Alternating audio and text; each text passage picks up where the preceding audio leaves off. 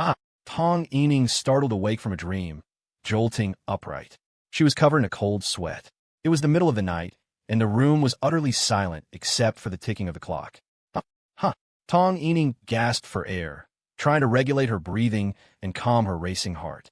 Once she had composed herself, she quickly grabbed her phone from the bedside table and checked it, only to find no new messages. A dream. It was a dream. She put down the phone, her mind still replaying the scenes from her dream. Perhaps it was because she had been thinking about him so much before bed, but her dream had been about Zhou Hong. In it, she relived every moment of how they had met and gotten to know each other, along with some things that had never happened. They even got together in the dream, chatting for hours on their phones every day, their relationship growing better with each passing day. But the good times didn't last. A person appeared between them, destroying their relationship. That person was Tang Ji. That's what had shocked her awake. She had already decided to give up on Zhou Hong, but now, after this dream, Tong Yining felt an inexplicable, intense longing for him, the kind that made her wish she could see him immediately. In the end, I still can't let him go, can I? Tong Yining looked at her chat history on her phone. The message she had sent still hadn't received a reply. Her request to talk to him had also been rejected. But even so, after having this dream, she no longer wanted to give up. She had even made up her mind to give it a real try before graduation. So what if she had to be the one to pursue him? Hadn't Zhou Hong chased her for 2 years without giving up? What was so wrong with her doing the same for him? If she became a laughingstock, so be it. She didn't care anymore. She thought about it calmly. For her, the biggest rival right now was undoubtedly Tang Ji, Zhou Hong's deskmate. Their relationship was so good it baffled her. Their personalities and tempers seemed so alike that she felt they could get together at any second. So, her number one love rival, the most dangerous one, was definitely Tang Ji. Danger level, 5 stars. As for the second, that would be the other girls in the class. They also seemed very interested in Zhou Hong, so she had to be on guard. Danger level, 3 stars. Third, she'd rank Tianrun. After all, Tianrun had joked about confessing to Zhou Hong. Although it was probably just a joke. What if, by some small chance, it became real? Danger level, half a star. Those were pretty much the 3 obstacles. She needed to ask someone for help now. In her mind, the one person who could never be an enemy, with a danger level of 0, was Yin Mingran. She naturally became the first choice. If she needed someone to help her strategize, she could only turn to Yin Mingran. Not even Tianrun would do. Ran, I'm counting on you now. Tong Yining prayed to herself, then lay back down to sleep. To be at her best, a good night's sleep was essential. The next morning, Zhou Hong and Yin Mingran left the house for school. Zhou Hong noticed that Yin Mingran's mood was completely different from yesterday's. It seemed like a lot of pressure had been lifted, and she looked particularly relaxed, a faint smile on her face. Today is Saturday. We get out in the afternoon, and tomorrow is a day off. These 2 days are very important. Please help me review. Yin Mingran turned to look at Zhou Hong, nodded emphatically, and replied softly, Okay. Usually, when they walked to school in the morning, they kept a distance from each other. This was something Yin Mingran did on purpose, seemingly afraid that Tong Yining would see them and get suspicious. But this morning, Yin Mingran stayed right by Zhou Hong's side, walking at a leisurely pace. Zhou Hong glanced at her and asked, Aren't you afraid of being seen walking to school together? Not afraid. What's wrong with classmates walking to school together? That's true. They walked into the school together. Just then, they saw a familiar figure ahead of them. Upon seeing the person, Yin Mingran's eyes lit up. Is that Tang Ji? Yeah. Zhou Hong could tell at a glance that the figure walking ahead was Tang Ji. Well, can I go talk to her? Sure. With his permission, Yin Mingran excitedly hurried after Tang Ji. She hadn't forgotten Zhou Hong's promise from yesterday.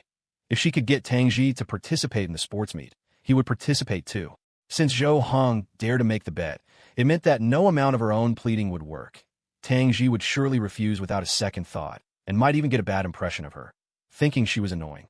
So, she would definitely have to use a little trick to recruit both Zhou Hong and Tang Ji, these 2 powerhouses. Yin Mingran ran up to Tang Ji's side and greeted her, Hi. Tang Ji was in the middle of blowing a bubble with her gum, one that was almost the size of a fist. Yin Mingran's voice startled her, and the bubble popped with a bang, sticking to the corner of her mouth. Sorry, it's fine, Tang Ji replied nonchalantly, then took out the gum wrapper, spat the gum into it, wrapped it up, and put it in her pocket. Just as Yin Mingran was about to say something, Tang Ji suddenly leaned in close, making her so nervous she forgot what she was going to say. Tang Ji was only a step away from Yin Mingran. She leaned her head forward and sniffed at Yin Mingran's clothes, then her hair. After a slight frown, she broke into a knowing smile. Seeing this smile, Yin Mingran felt a chill run down her spine. She forced a smile, feigning composure, and asked, what's wrong? How does it feel living at Zhou Heng's place? It feels... Ow. Yin Mingran's eyes widened in utter shock, her mind going completely blank. Her face first turned pale, then flushed a deep crimson. How did you know I was living at Zhou Heng's place? A guess. A guess? You can guess that accurately. Yeah, you smell the same as Zhou Heng. The same brand of shower gel. As far as I know, it's a men's shower gel. I'm his desk mate. I sit closest to him, so I can smell it. I thought it was a coincidence at first, but your hair smells the same as his too. The same shampoo? That's probably not a coincidence. You must have showered at his place. Did you shower on your first visit? Are you two in that kind of relationship? I don't think so. At least he's not like that. So I concluded that you must be living at his house. Just like that. You figured it out? How can you be so sure? What if it really was just a coincidence? Then I'd apologize to you. What's the big deal? I'm not Conan, so it's perfectly normal for me to make a wrong deduction. Besides, even if I was just bluffing, you admitted it, didn't you? Tang Ji had a meaningful smile on her face. She shrugged, looking a little smug, like a child who had just pulled off a successful prank. Yin Mingran immediately shut her mouth, her face a spectacular display of alternating white and red. It was the first time she had ever truly felt what it was like to be intellectually bullied. She realized Zhou Heng might have been right. If she spent too much time with Tang Ji, her self-confidence would probably take a serious hit. In an instant, all the excuses Yin Mingran had prepared were thrown out of her mind. She knew that anything she said would be useless. Tang Ji would see right through it, and she might even get tricked in return. But Tang Ji wasn't about to let Yin Mingran off the hook. She reached out and grabbed Yin Mingran's wrist.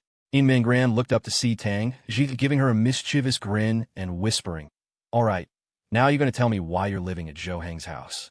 I assume you already know about my relationship with Zhou Heng, right?" MHM. On the way to the classroom, Yin Mingran told Tang Ji the story of how she had met Zhou Heng and ended up staying at his house. She left out what happened last night, only saying that she was temporarily staying with him.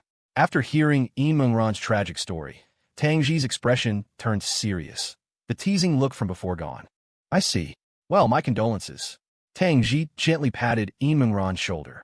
She wasn't good with comforting words, and Yin Mingran understood. After all, that was another thing she had in common with Zhou Heng.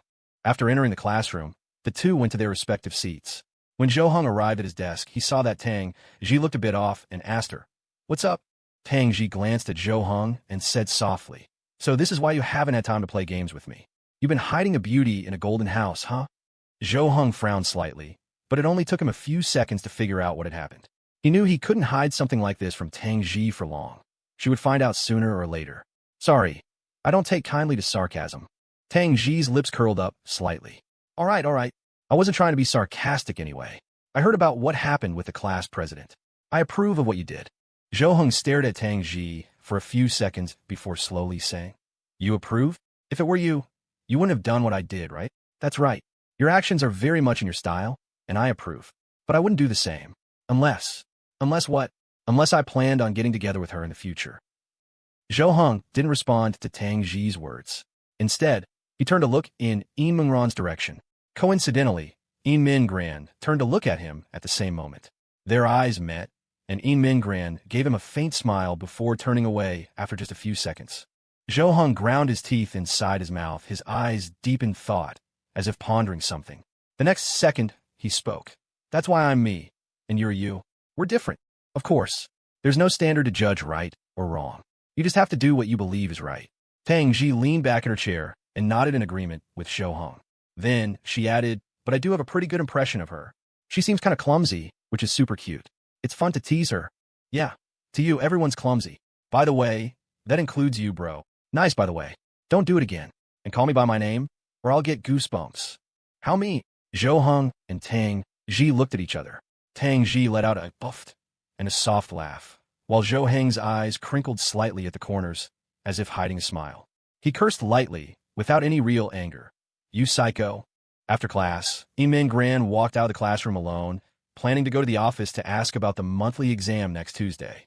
When she came out of the office, she found someone waiting for her at the door. Tong Tong, what are you doing here? Waiting for you. Tong Yining had seen Yin Mingran leave the classroom alone and followed her. When she saw her go into the office, she waited outside. Waiting for me? What is it? Is something wrong? Yin Mingran could see she had something to say, so she asked her directly. Let's talk as we walk. The two strolled slowly down the hallway. Tong Yining, remembering her conviction from last night, said, Ran, I'm not going to give up on Zhou Hong. I want to try pursuing him. I see. Okay, go ahead and try. Tong Yining hadn't expected Yin Mingran to agree so readily. She had thought Yin Mingran would try to talk her out of it. Really? You agree? Do you think I can do it? I don't know about that, but it's normal for you to want to give it a try. It's better to try than to have regrets later. Yeah, you're right. Getting Yin Mingran's support, Tong Yining's confidence soared. After all, it was hard to have any confidence in something like this without understanding and support. You'll help me, right? Well, Yin Mingran froze. She didn't want to get involved, but seeing Tong Yining's hopeful eyes, she couldn't bring herself to refuse. All right, but how can I help you? Didn't I already try talking to him for you? It failed. Tong Yining fell into thought, as if genuinely considering how Yin Mingran could help her. Yin Mingran wore a slightly troubled expression. She knew that Zhou Hong would never give Tong Yining another chance, no matter what. Even if there was a minuscule probability, it wasn't worth considering. Because Tong Yining was her friend, if she kept helping her pester Zhou Hong, what if Zhou Hong started to hate her too?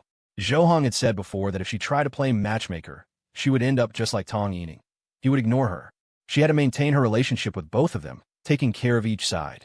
On one side was her good friend, and on the other was her. To be honest, Yin Mingran still didn't know what her relationship with Zhou Hong was. Classmates? Friends? Or roommates? Right. Tong Yining nodded, then looked at Yin Mingran and said seriously, Help me keep Tang Ji occupied. How about it? Why do I have to keep Tang Ji occupied? I think she's my biggest rival. As long as you get as close to her as possible and distract her, that should be easy for you, right? No, it's not simple at all. After lunch, Zhou Hong went to the restroom. All morning, though he hadn't been actively watching, whenever he happened to glance in Tong Yining's direction, he would see her secretly looking his way. It was starting to make him uncomfortable. He felt self-conscious in class, always feeling like there was something on his face. Just as Zhou Hong turned to leave the restroom, he was startled to find someone had appeared behind him. The hell? Zhou Hong couldn't help but swear. Taking a closer look, he saw that the person behind him was Kong Yu, that disgusting guy who had tried to pursue Tang Ji. He was standing right behind him with a fawning expression. Being in a restroom, the sight made Zhou Hong feel physically ill. Brother Zhou, what do you want? There's something I want to discuss with you. What is it? Zhou Heng's brows furrowed slightly. Although he had no good feelings for Kong Yu, especially since he had caused trouble for him before, the guy had apologized, and he couldn't keep being aggressive. Now, he wanted to discuss something, and it was probably about pursuing Tang Ji again. Well, I've given up on pursuing Tang Ji. I've realized the gap between our levels is too big. I don't stand a chance. A wise choice. Zhou Hong nodded, agreeing with his assessment. After all, he wasn't wrong, at least about the part of not having a chance. But if it wasn't about pursuing Tang Ji, what else was there to discuss with him? So, I want to pursue someone else. And for this person, I want to get your permission. Get my permission? What do you mean? You can pursue whoever you want. What's it got to do with me? Just don't pursue me. Everyone in class is saying you don't like Tong Yining anymore. I came to confirm it with you. So, if you're not pursuing her anymore, can I? Kong Yu asked timidly. After speaking, he immediately covered his head and quickly added, Don't get mad. I'm just asking. Zhou Hong was silent for a few seconds, then walked past him and said flatly, Pursue her if you want. You don't need to ask me. It has nothing to do with me. Kong Yu watched Zhou Heng's departing back with a look of surprise and confusion. Honestly, he had been prepared for a lecture from Zhou Hong. Zhou Hong had been pursuing Tong Yining for 2 years. He couldn't believe he would just give up. But the rumors in class were so convincing he had to believe them, so he mustered the courage to ask Zhou Hong. He never expected Zhou Hong to have really given up. There were plenty of good-looking girls in their class, but the ones the boys unanimously agreed were beautiful were just a few. Yin Mingran was one, Tang Ji was another, and then there was Tong Yining. Kong Yu knew he had absolutely no chance with Yin Mingran. If he tried, he'd be criticized by the whole class for being a toad, wanting to eat swan meat. Right now, the only one with a real shot at Yin Mingran was Lu Yunxia. That's why he had wanted to pursue Tang Ji. but now he realized he had no chance there either. Everyone in class was saying that the only one who could possibly be with Tang Ji was Zhou Hong. No one else stood a chance. Their close relationship was plain for all to see, so there was no need to doubt it. Since that was the case, Kong Yu thought of Tong Yining. If Zhou Hong might get together with Tang Ji, did that mean the position next to Tong Yining was now vacant? Could he give it a try? Now that he had Zhou Heng's permission, Kong Yu felt he had a good chance. Oh yeah, go for it. You can do it. Kong Yu jumped up and down, cheering himself on, as happy as if he had already succeeded. Just then, a teacher came into the restroom and made eye contact with him. The teacher's look was one you'd give a fool. Embarrassed, Kong Yu quickly left. Just as Zhou Hong was about to return to the classroom, he heard a faint call from behind him. Zhou Hong. Zhou Hong turned around and saw the person behind him, frowning. Actually, he didn't need to turn around to know who it was. Tong Yining. In school, she had always acted like they were just regular classmates, pretending not to know him. Calling his name like this in the hallway was something that had almost never happened. She looked like she wanted to say something to Zhou Hong, but was too shy to speak, fidgeting and not daring to look him in the eye. At lunchtime, she had seen Zhou Hong leave the classroom without Tang Ji and knew this was her chance. So she had launched her plan, determined to make contact with him while he was still outside the classroom. Which meant that at this very moment, Yin Min Gran was inside the classroom, holding Tang Ji back according to plan. Yin Min Gran sat in Zhou Heng's seat, looking at Tang Ji beside her, hesitating. Tang Ji put down her pen, looked up, and asked, "What is it?" Tang Ji, do you play games with Zhou Hong often?" Tang Ji paused for a moment, then nodded and replied, "Yeah, why? Are you jealous? You even get jealous of his relatives?" No. What do you mean jealous? What would I be jealous of?" Yin Min Gran immediately panicked and rushed to explain, a flicker of alarm in her dark eyes. Tang Ji suddenly leaned her head close, her serious gaze fixed on Yin Min Gran's flustered eyes. What's wrong? Yin Min Gran became even more flustered under her stare, feeling as if those eyes could see right through her.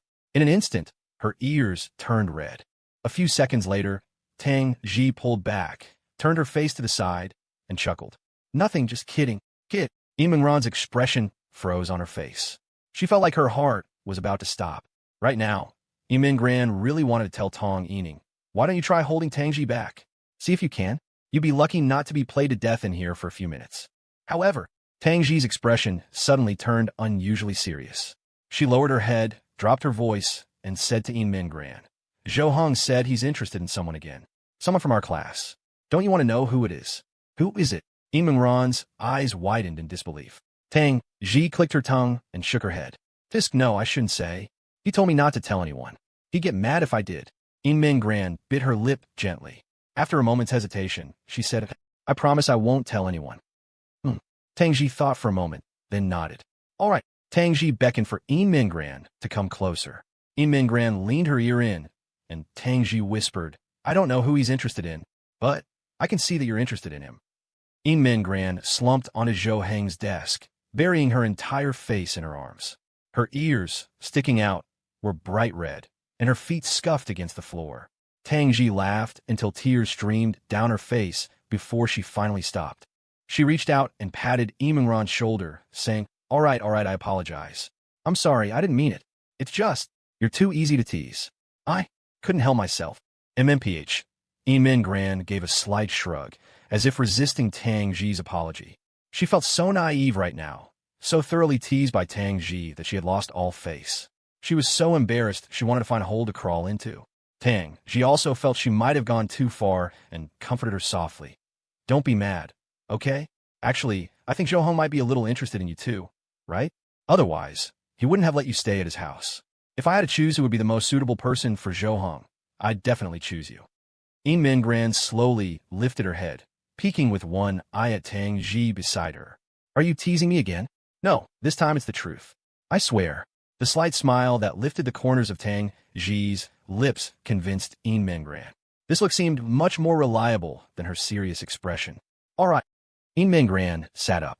It took her a moment to realize she had been completely played. She hadn't even been sitting here for 5 minutes, and it felt like her deepest secrets had been exposed. Why did she admit she had feelings for Zhou Hong? And why did she feel happy that Tang Ji supported her? This was so humiliating. When did you start having feelings for Zhou Hong? Faced with Tang Ji's question, Yin Min Gran froze, her mind instantly going blank. Right? When did she start feeling this way? Was it last night, when Zhou Heng made those promises to her? Or was it when he made her lunch, treating her like a little child? Or even earlier, when he took her home, gave food to a cold and hungry her, brought her hot water and medicine, and insisted she stay? After thinking for a long time, Yin Mingran understood. It was all of those moments. This feeling definitely hadn't appeared out of nowhere at a specific time. It had started to grow slowly from the day she met Zhou Heng, increasing day by day until now, when she had to admit the feeling was incredibly strong. She would feel a secret joy when Zhou Heng rejected Tang Yining, a sense of relief when she learned about his relationship with Tang Ji, and even a feeling of unease when other girls in the class tried to talk to Zhou Heng. If all that didn't prove she had feelings for him, then she was just in denial. From the first day I stayed at Zhou Heng's house, I guess. Yin Mingran answered honestly. She didn't feel embarrassed at all, because everything she had now was thanks to Zhou Heng. Oh, I see. So, are you really okay with this now? Yin Mingran paused, asking blankly, what do you mean? Tang Ji pointed with her pen to the empty seats in front of them. I know why you're here. The moment you came over, Tang Yining went out to find Zhou Heng, right? She's been sneaking glances at him these past few days, and at me too. With her way of thinking, she probably sees me as her love rival. So she had you come over to chat with me, so she could go find Zhou Heng, to prevent me from suddenly running out, bumping into them, and ruining her plans. Am I right? Well. Imingran's mouth hung slightly open, and she stammered for a while, unable to get a word out. Tang Ji held up a hand to stop her. You don't have to tell me anything. It doesn't matter if it's true or not. It has nothing to do with me. I just want to help you, because I felt bad for offending you just now. I know you're doing this for a friend, but are you really okay with it?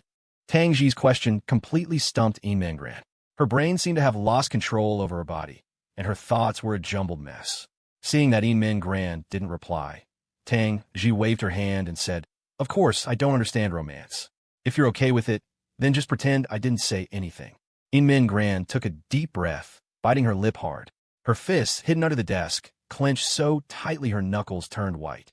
Her heart began to beat faster. At that moment, Zhou Heng, who had been stopped by Tang Yining, had wanted to ignore her, but she had rushed forward and grabbed his sleeve, trying to pull him to the stairwell to talk.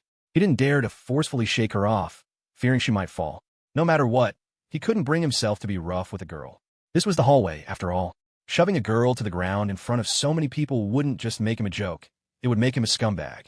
Zhou Heng, just say it. Zhou Heng's brows knitted tightly, a hint of annoyance in his tone that instantly frightened Tang Yining. Her impression of Zhou Heng was not someone with this kind of attitude. She felt a sense of unfamiliarity, making her too scared to speak. She fidgeted with the hem of her shirt, thinking of the dream she had last night. It was too late to back down now. I know I promised you many times to be with you, but I broke my word every time. I know nothing I say now can make up for the hurt I've caused you, but I hope you can give me one more chance.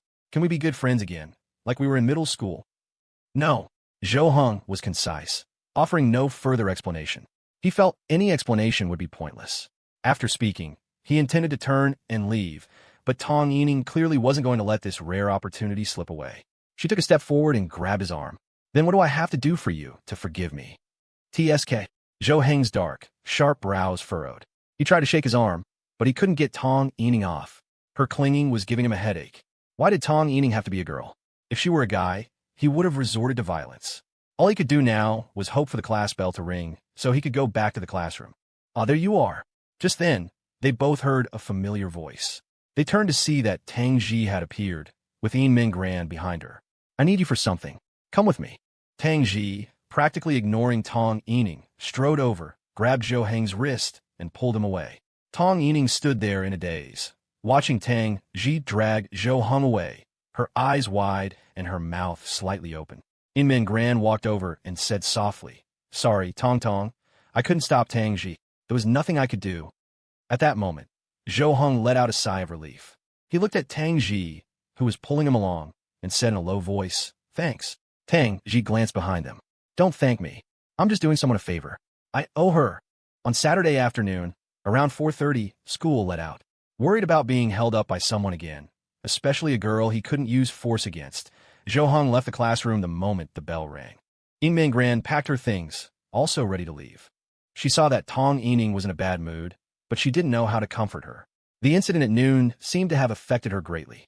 In Min Gran shifted her gaze and saw Tang Ji, who had also packed up and was about to leave. She followed her, but didn't rush to her side.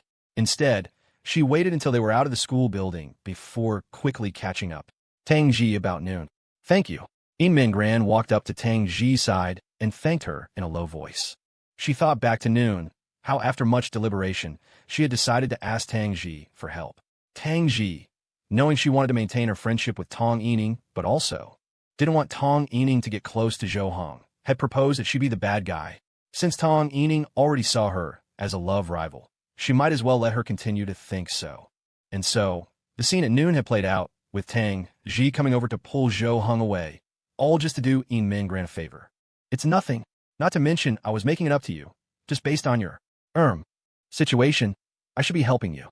In Min Gran truly felt it was no big deal now. At the very least, she and Tang Ji were now friends. She no longer cared about the teasing. In Min Gran suddenly thought of something and asked, by the way, tomorrow's a day off? Do you have any plans? Nope, unless playing games at home counts. Then do you want to come over to Zhou Heng's place? We can hang out together. The more, the merrier, right? Tang Ji gave In Min Gran a strange look, as if to say, are you serious? After all, it was a rare day off. Weren't the two of them going to spend alone together? I don't mind.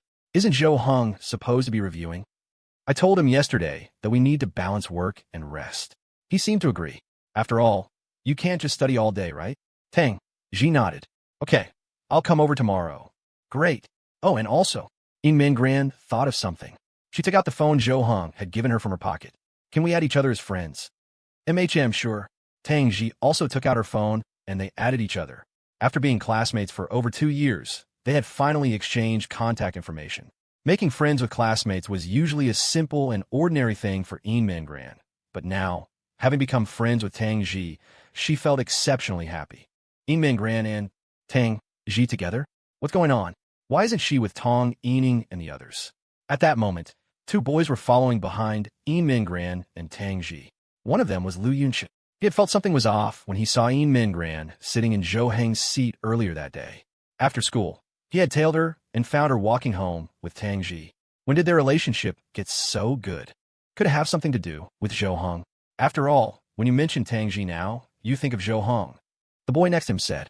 Lu Yunxi glanced at him and shook his head, retorting, impossible. How could In Min Gran have anything to do with Zhou Heng?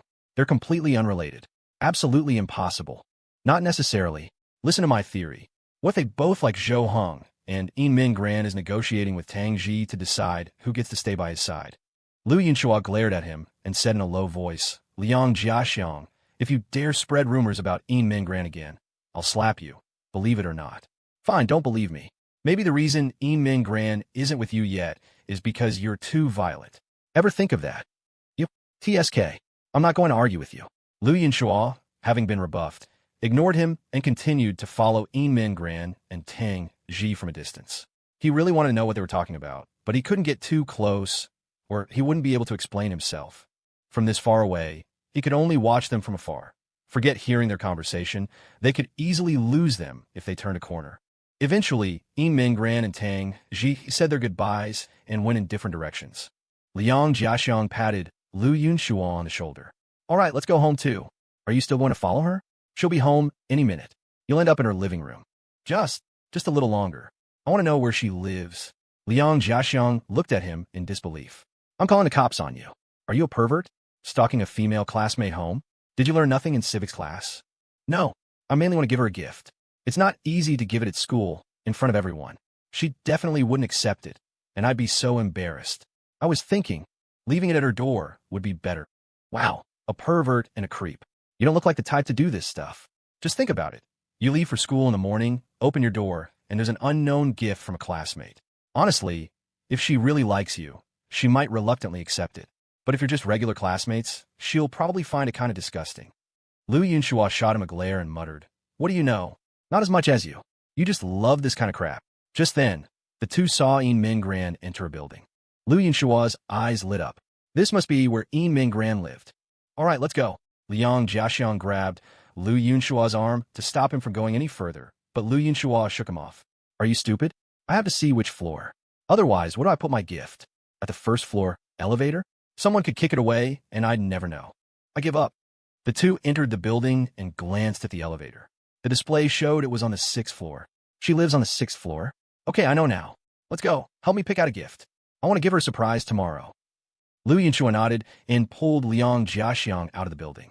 Liang Jiaxiang had a look of utter despair on his face, sighing as if he had reached the limit of his patience. Can't you just go by yourself? You never know what to buy, so you ask me. Then you don't listen to what I tell you. If the gift is good, it's your great taste. If it's bad, you blame me for not talking you out of it. Hey, it won't be like that. Guys always bring their wingmen when they're dating. Can't you just help me strategize a little? In the classroom, Tong Yining, with a heavy heart, was packing up slowly, her mind lost in thought. Tian Run walked over with her bag and looked at her. What's wrong with you? You look like you just got dumped.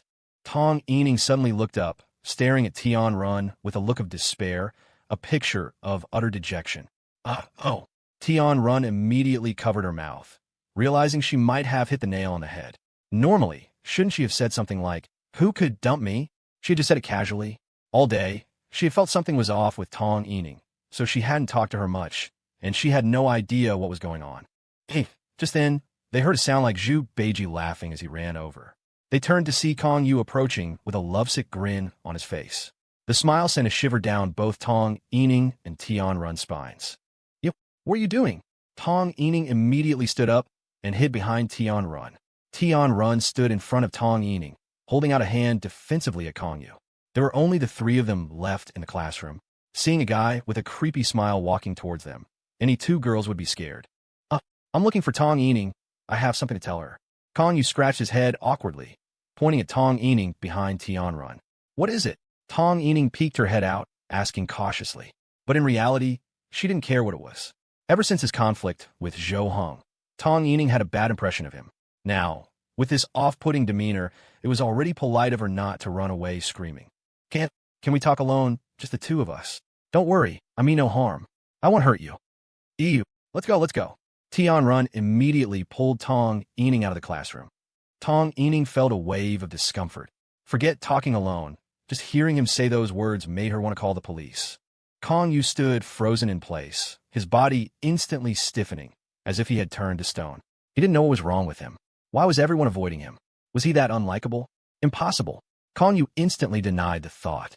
He couldn't possibly believe he was the unlikable one. He hadn't done anything wrong. It was true he wasn't that popular, but he couldn't be disliked, right? Having thought it through, Kong Yu let out a sigh of relief and left the classroom. In his mind, Tong Yining was just having an off day. He would talk to her again when he had another chance. Min Gran returned home. She saw that the exercise books were already spread out on the table. It seemed Zhou Hong had already started studying. Thinking about today's events, Ran's heart was filled with guilt. She knew full well that Zhou Hong didn't want any more contact with Tong Yining, yet she had not only kept quiet, but had also supported her. If Zhou Hong found out about this, she would surely suffer the same fate as Tong Yining. What's wrong? Zhou Hong saw Min Gran standing at the door, lost in thought. In nothing. She had already made a silent vow to never make such a mistake again. Although Tong Yining was her friend, in terms of importance, Zhou Hong was more important to her. That was something she didn't even need to consider. Min Gran quickly put down her things and sat down next to Zhou Hong. Let me help you review. MHM. Zhou Hong nodded. He admitted that having Min Gran teach him was a great idea. At least it gave him some hope. Otherwise, with his previous study progress, he'd be lucky if his ranking didn't drop in the upcoming monthly exam, let alone rise by 50 places. Zhou Hong looked at Min Gran beside him, and his mind suddenly went back to the events at noon. Min Gran had come with Tang Ji, and Tang Ji knew he was being pestered by Tong Yining, which meant Min Gran knew too? Min Gran, you're good friends with Tong Yining, right? Yes. Min Gran was taken aback, then responded in a small voice. She felt a little uneasy, feeling as if Zhou Hong knew something and was about to hold her accountable. In an instant, a multitude of possibilities flashed through her mind. Maybe Zhou Hong would kick her out, or say he would pretend not to know her from now on, lumping her in with Tong Yining. After a moment, Zhou Hong spoke. Just do me a favor. Stop her from pestering me. She's a girl, so I can't really do anything to her. Talk some sense into her. I'm begging you. Min Gran was slightly stunned, and it took her a few seconds to react. You are asking me for a favor? Yeah, it takes a girl to handle a girl. Tang, she doesn't know her well, so I can only trust you. While Min Gran felt a sense of relief, she also felt Zhou Heng's trust. This feeling not only made her very happy, but also made her feel even more guilty for betraying his trust. She nodded heavily and said seriously, "Don't worry. As long as I'm here, I'll never let her pester you again." Thanks. Zhou Heng suddenly thought of something and continued, "Oh, right, that Kong Yu guy is interested in her. You could just set them up together." He thought of the guy who had asked for his permission to pursue Tong Yining in the restroom today. Kong Yu. In Zhou Heng's mind, he was a total weirdo, but every class had a few weirdos, which wasn't unusual. He was just surprised that he had gotten involved with such a weirdo. At the same time, he regretted having had a conflict with Kong Yu. For people like him, ignoring them was the best option. By taking him seriously and getting into a conflict, others might think he was a weirdo too. Min Gran couldn't help but pause, as if she couldn't remember who he was for a moment. Kong Yu? She was at a loss for words when it came to him. As the class president, she was familiar with almost all the students in the class, even if she didn't know them well. Among the boys, she felt Kong Yu could be ranked among the bottom few, both in terms of reputation and grades. That's why she rarely saw anyone hanging out with him. I'll try my best. I'll try. Min Gran agreed verbally, but she knew that if she really introduced someone like Kong Yu to Tong Yining would definitely get mad at her. She would surely think she was playing a prank on her. Having resolved the Tong Yining issue, Min Gran was now wondering if she should tell Zhou Heng about inviting Tang Ji over. After all, this was his house. Inviting Tang Ji over should require his permission, right? At the time, she had just assumed that given Tang Ji and Zhou Heng's relationship, he wouldn't object, so she had made the decision on her own. Now that she thought about it, it was better to ask. Zhou Heng, I invited Tang Ji to come over and hang out tomorrow. Is that okay with you? Zhou Heng was silent for a few seconds before saying, Tang Ji? I'm fine with it. But you really became friends with her? Is that not okay? Min Gran lowered her head slightly, looking as if she was worried about being scolded. She was afraid Zhou Heng wouldn't agree, afraid she had made a mistake. After all, she was a guest in his home, so she had to be careful with everything she did and said. Zhou Heng turned back to his work, saying, "Of course it's okay. I should be thanking you." Thanking me? Min Gran was a little confused. What had she done to deserve thanks? Zhou Heng nodded and explained, "Yeah. Back in our first year of high school, her mom told me she hoped I could help her make a few friends, so she wouldn't be all alone at school with no one to talk to. But that was really overestimating me. If I knew how to make friends, I would have made some for myself. So it's just been me and her for the past 2 years. Now that you're friends with her, don't mind her apathetic appearance. She's probably quite happy on the inside." Really? Min Gran's eyes widened, finding it a bit hard to believe. Was it really as exaggerated as Zhou Heng said? She only knew that she herself was overjoyed, but Tang Ji had seemed rather indifferent. "Yeah, she told me she has a pretty good impression of you." Really? Min Gran's face lit up with a smile, her eyes sparkling with joy. She had been worried that Tang Ji might dislike her, but hearing Zhou Heng say this himself, she was instantly relieved. Really? So if she offends you in any way, don't take it to heart. She just hasn't hung out with friends in a long time. Okay. Min Gran happily agreed. She wasn't angry about what happened today, nor did she feel offended. She was just shy because her inner thoughts had been seen through. With her worries resolved, Min Gran's mood improved considerably. While tutoring Zhou Heng, she often had a smile on her face. Around 7 in the evening, they both started to get hungry. Zhou Heng put down his pen and stood up. "I'll go make dinner." "Wait." Zhou Heng turned his head, looking at Min Gran with confusion, wondering why she had called out to him. Min Gran stood up and said, let me do it. Don't you need to hurry up and study? Do you know how to cook?" I do." Min Gran nodded firmly, then added, "I just don't know if it will suit your taste." "It's fine, give it a try." Zhou Heng didn't mind. He really did want to focus on studying. If it weren't for Min Gran being here, he would have just cooked some instant noodles for himself. But since Min Gran was here, he couldn't be so casual. Learning that she could cook, he was more than willing to let her, as it would save him a lot of time. Okay, good. Min Gran went to the kitchen and started cooking. She remembered how she used to cook for her parents back home. It was a pity she would never have that chance again. Half an hour later, the stove was on. Although Zhou Heng wanted to use this time to study more, his attention would occasionally drift to the kitchen. He had never seen Min Gran cook and was worried she might make a mistake, creating something inedible or accidentally have an accident. But fortunately, the process went smoothly. An hour later, Zhou Heng smelled the aroma wafting from the kitchen. Min Gran brought the dishes to the dining table and called out to him, "It's ready. Come and eat." Coming. Zhou Heng put down his pen and went to the dining table. He saw the food on the table. First, the steamed rice looked fine, each grain full and the texture likely just right. The two dishes were also appealing in color, aroma, and taste, without any flaws. This put Zhou Hong at ease. Looks pretty good. Try it, In Min Gran said with a smile, motioning for Zhou Hong to sit down. Zhou Hong picked up his chopsticks and took a simple bite. He first frowned slightly, then nodded silently in praise. It's delicious. Really? I'm glad you like it. In Min Gran's anxious heart finally settled. She was confident in her cooking skills, but she was still very worried that Zhou Hong wouldn't like it. Now that it had passed the test, nothing else mattered. In Min Gran also sat down to eat, saying, "If you like it, I can cook from now on. That way you can save a lot of time." Zhou Hong didn't reply immediately. He looked up at his workout area. He hadn't exercised in a long time, and time was indeed too scarce for him right now. After school each day, there was basically no time left. Squeezing out an hour or two for a workout was simply impossible. If In Min Gran cooked, it would indeed save him time to exercise or do other things. But in his mind, In Min Gran was a guest. How could he let a guest cook? After a moment's hesitation, Zhou Hong spoke. "Let's take turns. We can switch every day or every 2 days." In Min Gran paused as if thinking. A moment later, she seemed to understand what Zhou Hong meant and nodded. "Okay." After dinner, they continued to study. Around 10 at night, they took turns showering.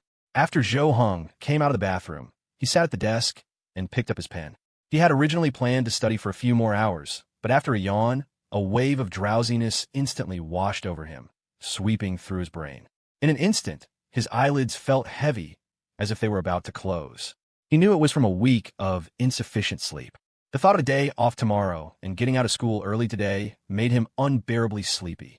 Yawn. He yawned again, this time feeling even more tired. He quickly stood up and headed for the bedroom, intending to go to sleep. Otherwise, he would end up falling asleep at his desk.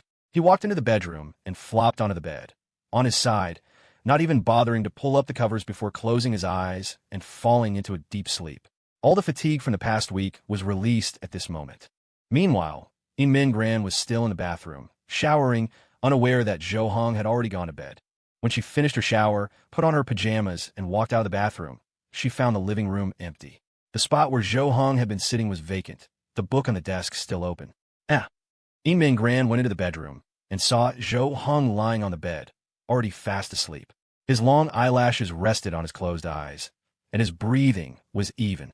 Seeing Zhou Hong's sleeping face, In Min Gran's lips curved into a faint smile. She walked softly to the side of the bed, picked up the blanket, and covered him.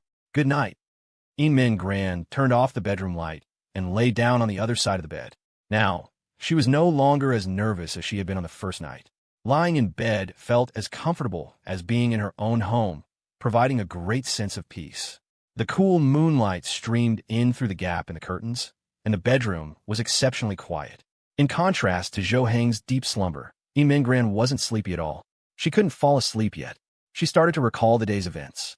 If there was one major achievement for her today, it was becoming friends with Tang Ji. Don't mind her apathetic appearance. She's probably quite happy on the inside. In Min Gran thought about what Zhou Hong had said, still finding it a bit hard to believe. Could Tang Ji, who gave her classmates the impression of being unapproachable, really be happy to be her friend? In Min Gran took out her phone. Opening it, she looked at her chat with Tang Ji. They hadn't talked yet, aside from the friend request notification. She opened Tang Ji's Moments feed and found that, just like Zhou Hong's, it was completely empty. If she opened Tang Yining's Moments, she would see many photos, food she had shared, and beautiful scenery from her travels. In Min Gran thought that at this hour, Tang Ji probably wasn't asleep yet. The idea of sending her a message popped in her head. She had nothing else to do anyway. But she was probably playing games right now, right? Would it be a bother? After a moment's hesitation, In Min Gran decided a simple greeting would be fine. If she was busy, she probably wouldn't reply. In Min Gran sent a greeting sticker, then turned off her phone, feeling a mix of anticipation and nervousness. Tang Ji was someone she couldn't figure out, so she had no idea if or how she would respond. About 2 minutes later, In Min Gran's phone chimed. She quickly opened it and saw it was indeed a message from Tang Ji. "What's up? Shouldn't you be cuddling Zhou Hong to sleep right now? How do you have time to message me? Huh?" In Min Gran's eyes widened in disbelief as she read the message on her phone. She quickly glanced behind her to see if Zhou Hong had woken up. If he saw this message, she would probably die of embarrassment. "What cuddling? We sleep separately." with a blanket in between. You two are really sleeping in the same bed. This, Min Gran realized she had made a mistake. She shouldn't have told Tang Ji this.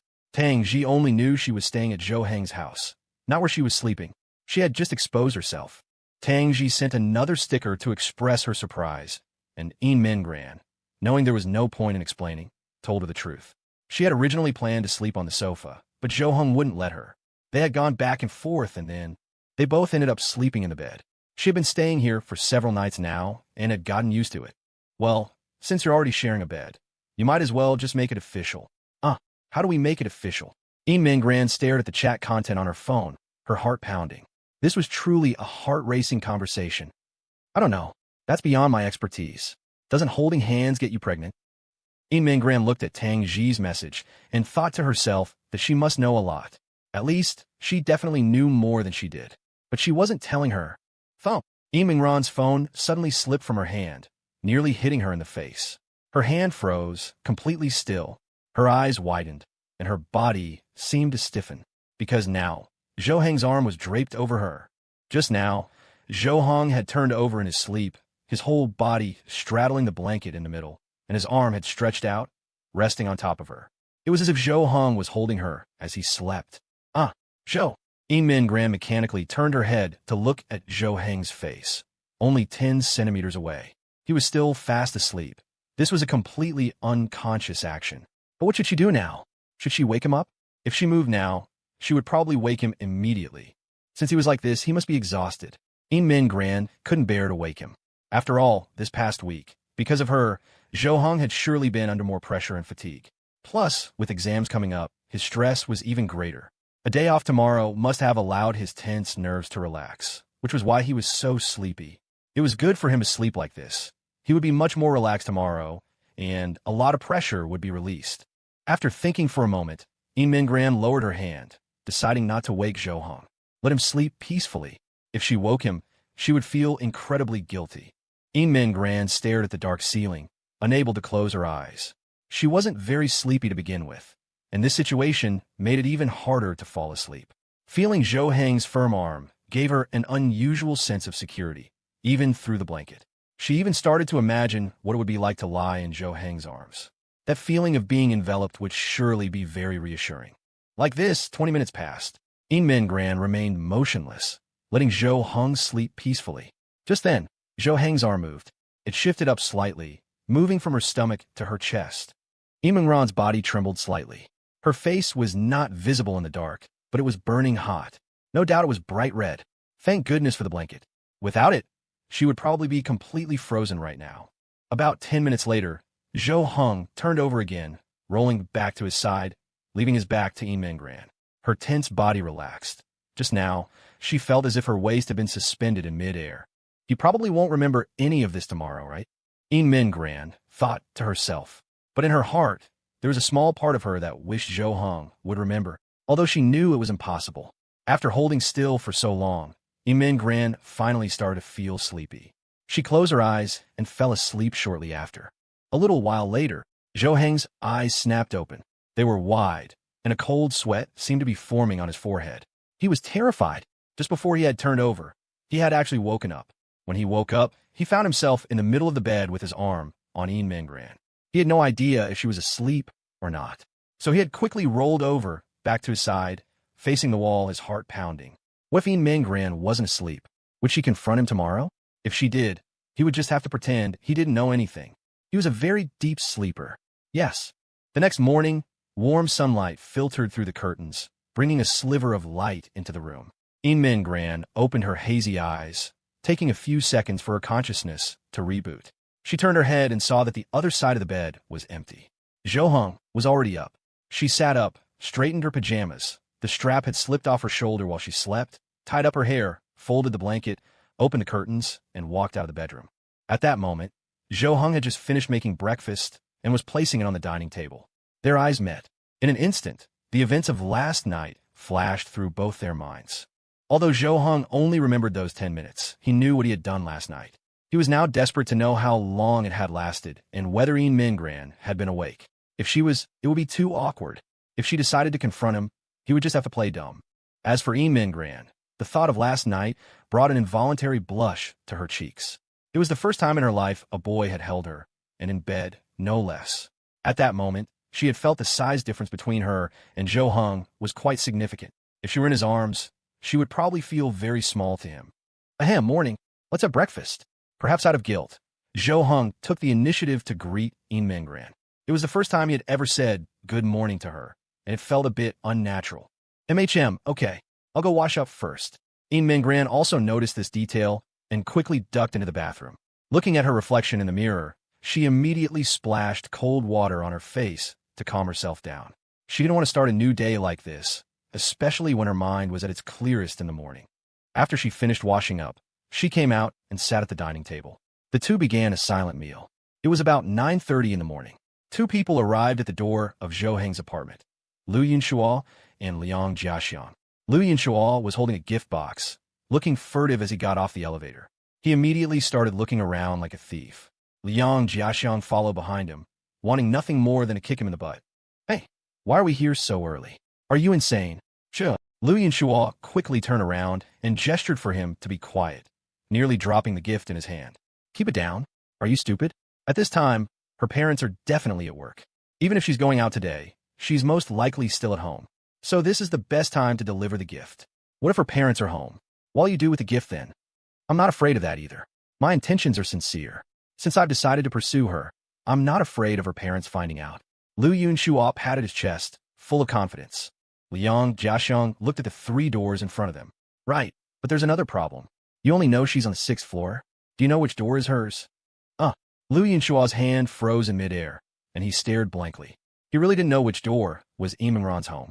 If he left it at the wrong door, at her neighbor's, that would be a huge embarrassment. I said, what did you end up buying?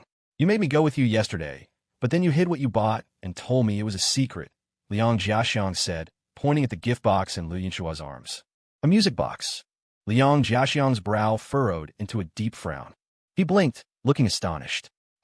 Is there a ring hidden in the music box? Or a necklace, a bracelet? No, it's just a music box.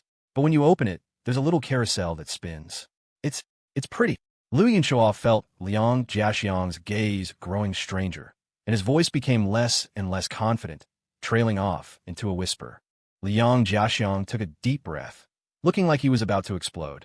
He pointed at him and hissed, Did you get your head caught in a music box? Are you missing a brain? Do you think this is a Children's Day gift for an elementary schooler? What's wrong with it? This is what you give to someone you like. You probably saw this thing online labeled Create a Birthday Gift for Girlfriend on Valentine's Day or something and thought it would make her cry with emotion, didn't you? No, I thought this was pretty nice. It wasn't cheap either. Go ahead, give it to her. You'll be completely shot down, and she'll laugh at you for the rest of her life. At future class reunions, when she can't remember your name, she'll just call you that guy who gave me a music box. So, what do I do? Should I get something else? Lu Yunshuo realized something was wrong and started to panic. Duh, of course you should change it. Come on, I'll help you pick. Let's go exchange it now. Liang Jiaxiang quickly grabbed Lu Yunshuo's arm and was about to drag him away. He pressed the down button for the elevator and waited for it to arrive. As the elevator doors slowly opened, the two were about to step forward but instantly pulled their feet back. Standing at the elevator entrance was a person. Beneath a black baseball cap was a head of chin-length short hair. A pair of light pink over-ear headphones hung around her pale neck. She wore a jacket with the sleeves rolled up over a small tank top that accentuated her figure. Her shorts made her legs look exceptionally long, and the black calf socks added a touch of slenderness. A lollipop was held between her thin, beautiful lips. Lu Yunshuo and Liang Jiaxiang froze on the spot, seeing the person before them. They could neither advance nor retreat. Tangji, you guys. Tangji's brows knitted slightly. She looked at the two in front of her with some surprise, but when she saw the gift box in Lu Yunshuo's hand, she seemed to understand everything. Are you here to give a gift to Yin Minggran? How do you know she lives here? Tang Ji took 2 steps forward, out of the elevator, forcing Lu Yunshuo and Liang Jiaxiang to retreat.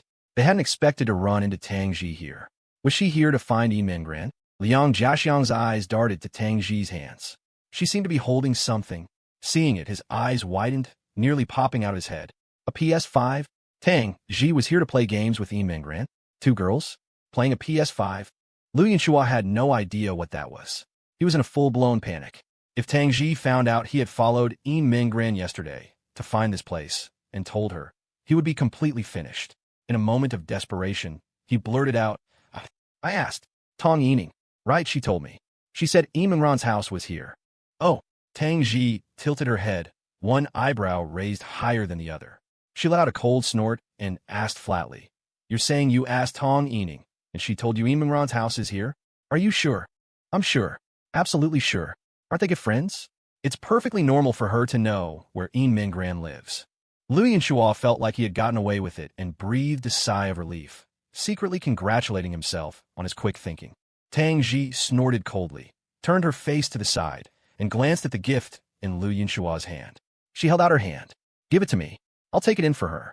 Oh no. This? What? Are you giving it to her or not? Tang Ji raised a crescent-shaped eyebrow, a slightly contemptuous expression on her face, as if to express her disdain for them. Liu Yinshua couldn't stand that kind of look, especially from a girl. In a fit of pique, he thrust the gift at her. Fine, then you give it to her. Liang Jiaxiang, standing beside him, stared wide-eyed, in disbelief. Had Liu Yinshua not listened to a single word he had just said? Tang Ji didn't hesitate. She took the gift and walked towards the door. Liang Jiaxiang wanted to say something, but Liu Yinshua gave him no chance, shoving him into the elevator to leave. He was afraid that if the door opened and Mingran saw him, he wouldn't be able to explain how he knew where she lived. Knock, knock. Tang Ji knocked on the door. Soon, she heard footsteps from inside. The door opened, and standing there was Mingran. Tang Ji, you're here. Upon seeing Tang Ji, Mingran's face lit up with a happy smile. Where's Zhou Hong? He's studying. We just finished breakfast. Tang Ji entered the apartment and saw Zhou Hong studying at the table. She put down the other things she was carrying and walked over with a paper bag, placing it on the table. Zhou Hong looked up and asked with surprise, What's this? My mom knew I was coming to your place and asked me to bring you some snacks. Seriously, this stuff is so heavy. Tang Ji rubbed her sore shoulder. Carrying all this overhead really tired her out. Zhou Hong peered into the bag. It was filled with all sorts of food, fruits, pastries, sunflower seeds, peanuts, 8 treasure kanji, everything you could think of. Thank Ani for me. Zhou Hong placed the paper bag on the floor and went back to studying. Tang Ji glanced at the exercise book on the table. Mingran and I are going to start playing. We won't wait for you. You guys go ahead. Zhou Hong waved his hand. He saw that Tang Ji had brought a PS5. Although he really wanted to play, the main priority right now was to review.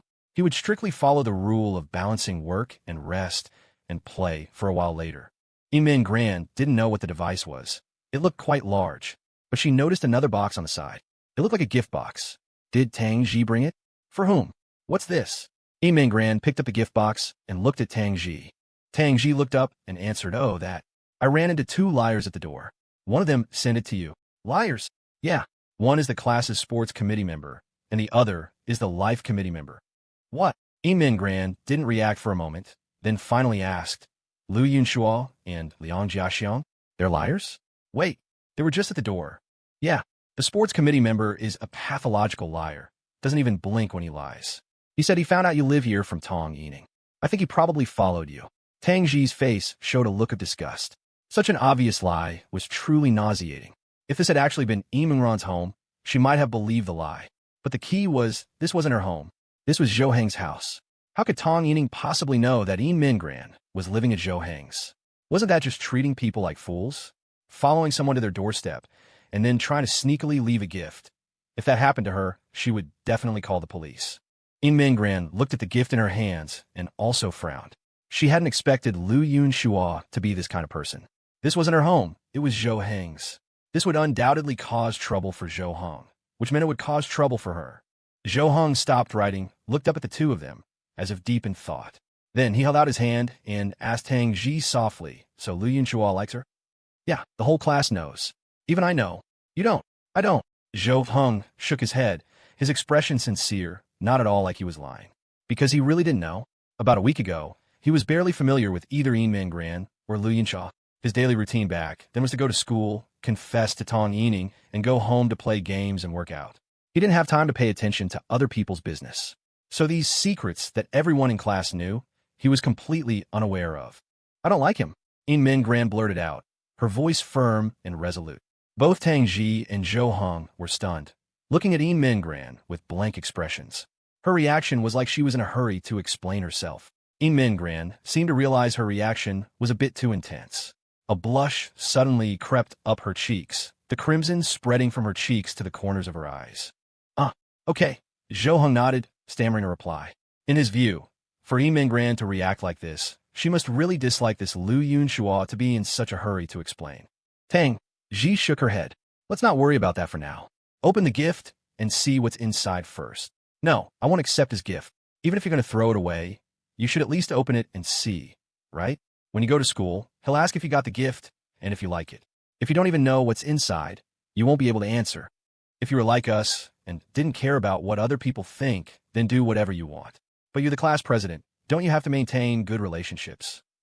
Hearing Tang Ji's words, Min Gran hesitated. She definitely wasn't going to accept it, but what Tang Ji said made sense. As class president, maintaining good relationships in the class was very important. If the class became divided, it would be her failure. I say you should just take a look. If you really don't want it, you can return it to him at school. If you return it after looking at it, that just means you don't like the gift. You won't have much to say then. Okay. Min Gran nodded, agreeing with Tang Ji's suggestion. At this point, even Zhou Heng couldn't sit still. He got up and walked over. He also wanted to see what gift Lu Yunxua had sent, to see how it compared to the gifts he used to buy for Tong Yining. If the gift was good, he could take some notes and learn from it. Min Gran slowly opened the gift box. Tang Ji and Zhou Heng both craned their necks, peering over with curiosity. Once opened, what looked like a miniature carousel appeared before the three of them. Zhou Heng and Tang Ji frowned in confusion, and Zhou Heng asked directly, "What is this thing?" "It seems like a music box, I think." Min Gran took the object out. It was about the size of her palm, quite exquisitely made, and painted in a riot of colors. "This is a gift." Tang Ji's delicate brows furrowed, her face a mask of bewilderment, as if she couldn't believe her eyes. Holding it, Min Gran felt a strange sense of shame, as if she were holding something embarrassing. She had seen the gifts Zhou Heng had given Tong Yining, that whole box of love letters and presents. Thinking back on it now filled her with envy. But this thing, it couldn't even compare to the gifts that had already been thrown in the trash. The thought of Zhou Heng's gifts to Tong Yining, followed by a look at the object in her own hands, made her want to die of shame. "Open it and see. Maybe something will pop out," Zhou Heng said. He couldn't make sense of it either, but he wasn't ready to pass judgment just yet. Following his line of thought, perhaps this thing had some hidden mechanism, some kind of surprise inside. Min Gran opened the music box. As a soft, beautiful melody drifted out, the carousel began to turn slowly, and its colorful little lights lit up. But the three of them just stood there waiting for about half a minute, and nothing else happened. Zhou Heng's mouth fell slightly agape. He raised a hand, pointed at the object, and asked in a low voice, "This is just a music box, right?" "That's hard to say. I'll help you look it up, see what the meaning is behind giving a music box." Tang Ji turned her head, took out her phone, and pretended she hadn't seen a thing. Zhou Heng was also very puzzled, his brow furrowed. After a moment's thought, he said, "Gifts are different for different people. Some people just like this kind of thing. Do you happen to like these little trinkets? Maybe he was catering to your tastes." "No." "Oh, then pretend I didn't say anything." Zhou Heng regretted trying to find an excuse for the giver. It not only made the giver look foolish, but it made him look foolish too. He had even thought about borrowing some of Lu Yunxua's creative ideas, but now it seemed like a completely redundant thought. This thing, if given to a regular friend or classmate, or even a younger sibling or parent, would be fine. But to give it to someone you like, it was a bit too casual. At least, Zhou Heng couldn't understand it, unless he was catering to her specific tastes, or if gifts truly didn't matter. After all, if two people liked each other, any gift would make the other person happy. Min Gran turned off the music box and set it aside. She felt utterly helpless to the extreme. She knew she shouldn't have opened it. Now that she had, her heart felt heavy and suffocated. "What's this?" Min Gran looked down and noticed there seemed to be something else in the gift box. She took it out and saw it was a letter. Opening it, she found it was indeed a love letter, but the content was so bad she couldn't bear to look at it. She had seen the love letter Zhou Heng had written to Tong Yining. This one was far, far worse. After reading only a line or two, she stuffed everything back into the box, vowing that she had to return it. She absolutely could not keep it. Even keeping it felt deeply humiliating, as if she had gladly accepted the gift. "All right, forget about that. You could just give it back to him at school tomorrow. Come play games with me." Tang Ji had already connected the PS5 to the living room TV and was calling Min Gran over to play with her. Okay, but I'm not very good at games. It's fine, I'll teach you. The two girls sat on the rug in front of the sofa, looking at the TV screen. Tang Ji excitedly explained to In Min Gran how to play, while Zhou Heng could only sit at the desk, facing practice questions he didn't understand, forcing himself to concentrate on studying. TSK. Hearing the happy voices and game sounds from the living room, he felt an itch in his heart, like a cat was scratching at it, reaching an unbearable level. He started shaking his leg, twirling his pen, anything but concentrating on his studies. Oh, he took a deep breath, which calmed him down considerably. Then, with a peaceful mind, he forced all his attention onto his books. He believed that with his willpower, he could definitely do it. He then picked up his pen and started doing the problems seriously, constantly consoling himself. Studying is great too. Don't be greedy for fun now. After the exams, you can relax and play.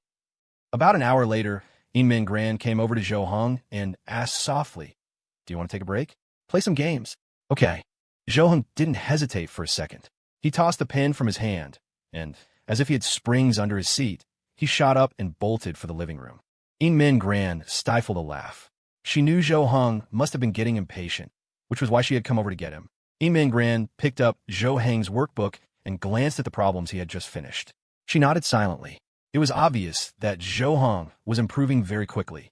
A few days ago, he definitely wouldn't have been able to solve some of these problems, but now his accuracy was much higher.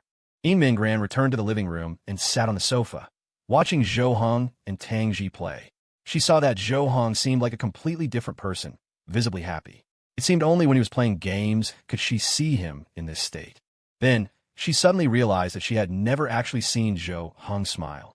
Even when she could tell he was in a happy state, she never saw his smile.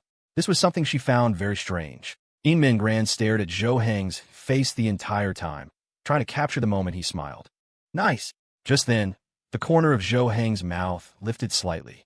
Although it was just a small curve, In Min Gran still saw it. He suddenly turned his head, looked at In Min Gran, and asked, "How was that? Cool, right?" In Min Gran froze for a moment. Her throat moved, her thin lips parted slightly, and she responded in a small voice, "Yeah, cool." Tang Ji glanced at In Min Gran and muttered, he was asking if his move just now was cool. Realizing her mistake, In Min Gran's face flushed bright red in an instant. She lowered her head, feeling extremely awkward. Had she misunderstood? And Tang Ji saw it? What was she thinking when she answered just now? It seemed she was thinking about the curve of Zhou Heng's lips. Zhou Heng only played for about half an hour before going back to his review. The exams were just 2 days away, and he didn't dare to slack off. Around 1 in the afternoon, none of the three had eaten yet. While playing, Tang Ji started to feel a bit hungry and called out to Zhou Heng at the desk. "Zhou Heng, I'm hungry. When are you going to make lunch?" "Hey, I'll do it." Let Zhou Heng focus on his studies. In Min Gran quickly got up, put down her controller, and prepared to go to the kitchen to cook. After all, the meal she made yesterday had received Zhou Heng's approval, which gave her confidence. And right now, Zhou Heng needed to use his time to study, so it was better for her to handle things like cooking. "Yeah, you can cook." "Yeah, I cooked yesterday." Zhou Heng said it was okay. In Min Gran turned back with a small smile. She felt a special sense of pride in making a meal that could satisfy Zhou Heng. Living in his house, she always wanted to do as much as she could, which at least gave her some peace of mind. But when In Min Gran walked into the kitchen and opened the refrigerator, she found there were almost no ingredients left. She walked out and said to Zhou Heng, "There's not much left in the fridge. I'll go out and buy some." Zhou Heng looked up at her, stood up, and said, "No, I'll go." In Min Gran remembered that Zhou Heng had dietary restrictions, but she didn't know the specifics of what he couldn't eat. So if she went to buy things, it would be bad if she bought the wrong stuff. After Zhou Heng left, In Min Gran returned to the living room. She remembered that Tang Ji seemed to eat at school, not bringing her own lunch. So she asked curiously, "Tang Ji, are you also from an ethnic minority?" Tang Ji, sucking on a lollipop, replied, "My mom is, but I'm not. I follow my dad's ethnicity." "I see." In Min Gran nodded in understanding. She then took a closer look at Tang Ji's facial features. Although there were some traces of ethnic minority characteristics, they weren't as obvious as Zhou Heng's. It seemed she took more after her father in looks. In Min Gran's gaze moved downwards, looking at Tang Ji's figure. She thought to herself that it was indeed the body of someone who exercised regularly. Her physique was very standard, but Tang Ji was particularly slim, so it looked like she didn't have much flesh. But upon closer inspection, you could see her skin was firm, with almost no excess fat, and clear lines. Ah, Min Gran suddenly remembered that she and Zhou Heng still had a bet.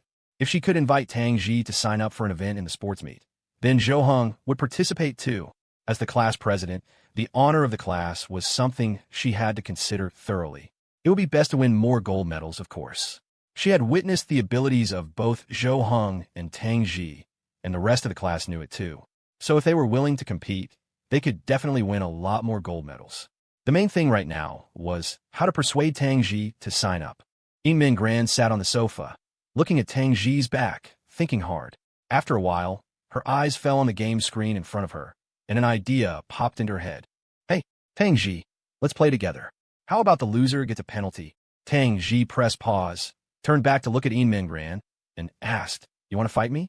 You can't win. Let's just try. Then let's do it. Min Gran sat down, picked up a controller, and prepared for a showdown with Tang Ji. She knew her chances of winning were slim, but she could lose countless times. She only needed to win once. If she won once, she would make Tang Ji sign up for an event. During the character selection phase, Tang Ji asked, How far are you willing to go with the penalties? Anything goes. Min Gran replied confidently. She was afraid that when she won, Tang Ji would refuse to participate, so she accepted the full range of penalties. Anyway, for her, there was probably nothing she couldn't accept. All right, then I'll agree to anything too. Tang Ji seemed extremely confident and accepted the same terms as Min Gran. Round 1, fight. Bang, bang, bang. Although Min Gran was mashing the buttons frantically, she felt like her character never touched the ground. Tang Ji, on the other hand, pressed buttons methodically, not quickly, but her combos had practically no gaps. Soon, the first round ended with Min Gran's defeat. She hadn't even lasted 30 seconds. Min Gran couldn't help but feel a bit embarrassed. She had thought she might have a chance. They were both girls, so even if she was bad at the game, shouldn't it be a 7-3 or 8-2 split? It turned out to be 10-0. She didn't even have a chance to fight back. Round 2, fight. The second round began. This time, Min Gran was more cautious, not rushing to attack, but choosing to defend. After successfully blocking a few of Tang Ji's combos, she tried to counterattack. The idea was beautiful, but reality was cruel. The moment she tried to counter, Tang Ji seized the opportunity and took her out with a single combo. And just like that, the first game, lasting no more than 2 minutes, was over. Min Gran had been thoroughly defeated. I lost. Name the penalty, and then let's go again. Tang Ji was a little surprised. Still want to play? What on earth do you want from me? To be so determined. I'll tell you when I win, assuming I can win. Min Gran was starting to lose confidence. She had a feeling that she wouldn't win a single game in the end. All right, then the penalty is... When Zhou Heng gets back, Tang Ji paused, hesitated for a few seconds, then said, You have to kiss him. What? Min Gran's eyes widened in horror, her heart trembling uncontrollably. She stared at Tang Ji in disbelief, thinking she must be joking. Tang Ji quickly added, but just on the back of his hand. Even as a joke, you can't actually kiss his face or mouth. He'll get genuinely angry. He'd definitely grab my ear and yell at me. He'd get angry. Yeah, if it's not a boyfriend-girlfriend relationship. He hates pranks like this. He feels it's a form of disrespect to both people. I see. Min Gran nodded. She had thought his anger would be because of her. Hearing that was the reason, she was somewhat relieved. She could also understand Zhou Heng's point of view. Without being a couple, such a prank was indeed inappropriate. However, despite this, a small bit of disappointment surfaced in her heart. Okay, I accept. Next game. Min Gran nodded, eager to start the next round. She felt it was all worth it. All is set up for her own request. The first round began. Tang Ji seemed to have let her guard down a bit. She felt it wasn't right to be so serious. It might crush Min Gran's enthusiasm for the game, and it would be bad if she got upset. After all, the main point of gaming was to have fun. But Min Gran remained extremely focused and was improving very quickly. Her ability to learn, whether it was academics or gaming skills, was no worse than Tang Ji's. So after the first 2 games against Tang Ji, she had gained a lot of experience. Coupled with Tang Ji letting her guard down, she managed to land a lot of hits early on. Click, clack, click. In a moment of panic, Min Gran mashed the buttons randomly. Instantly, her character's ultimate move was unleashed. It was clear Tang Ji hadn't expected this. Caught completely off guard, she was hit by the ultimate, and her health bar instantly emptied. Yay! A sweet smile bloomed on Min Gran's face as she let out a happy cheer. Although she didn't know how she did it, She had actually won. She had won against Tang Ji for the first time. Tang Ji realized something was wrong. If she lost the second round, she would lose the entire game. Seeing Yin Mingran's determination, willing to accept several penalties just to keep playing, she had a bad feeling. Her own penalty might be very severe. So for the second round, she rallied her spirits, no longer slacking, and gave Yin Mingran no openings. It was an almost crushing victory. That meant the third round was the decider. Yin Mingran could feel her heart pounding, her hands trembling slightly with nervousness. This was the closest she had ever been to victory. If she missed this chance, she might not get another. The round began. She initiated the attack. She knew her win in the first round was pure luck, but to win this one, luck probably wouldn't be enough. So her idea was to get a slight advantage first, then stall for time. When time ran out, as long as she had more health than Tang Ji, she would win. In the tense and exciting exchange, Yin Mingran gained a slight advantage, then quickly retreated and began to defend and stall. Tang Ji realized what she was trying to do and didn't let her have her way, using some unblockable attacks. Yin Mingran didn't panic. She knew Tang Ji wouldn't be easy to deal with. The main thing now was to lose as little health as possible and go all in when time was almost up. 24, 23, 22-inch Yin Mingran counted down in her mind. In the last 10 seconds or so, she stopped defending and started attacking, her fingers pressing the buttons at lightning speed. Click! At that moment, the front door opened. Zhou Heng walked in from outside, carrying the groceries he'd bought.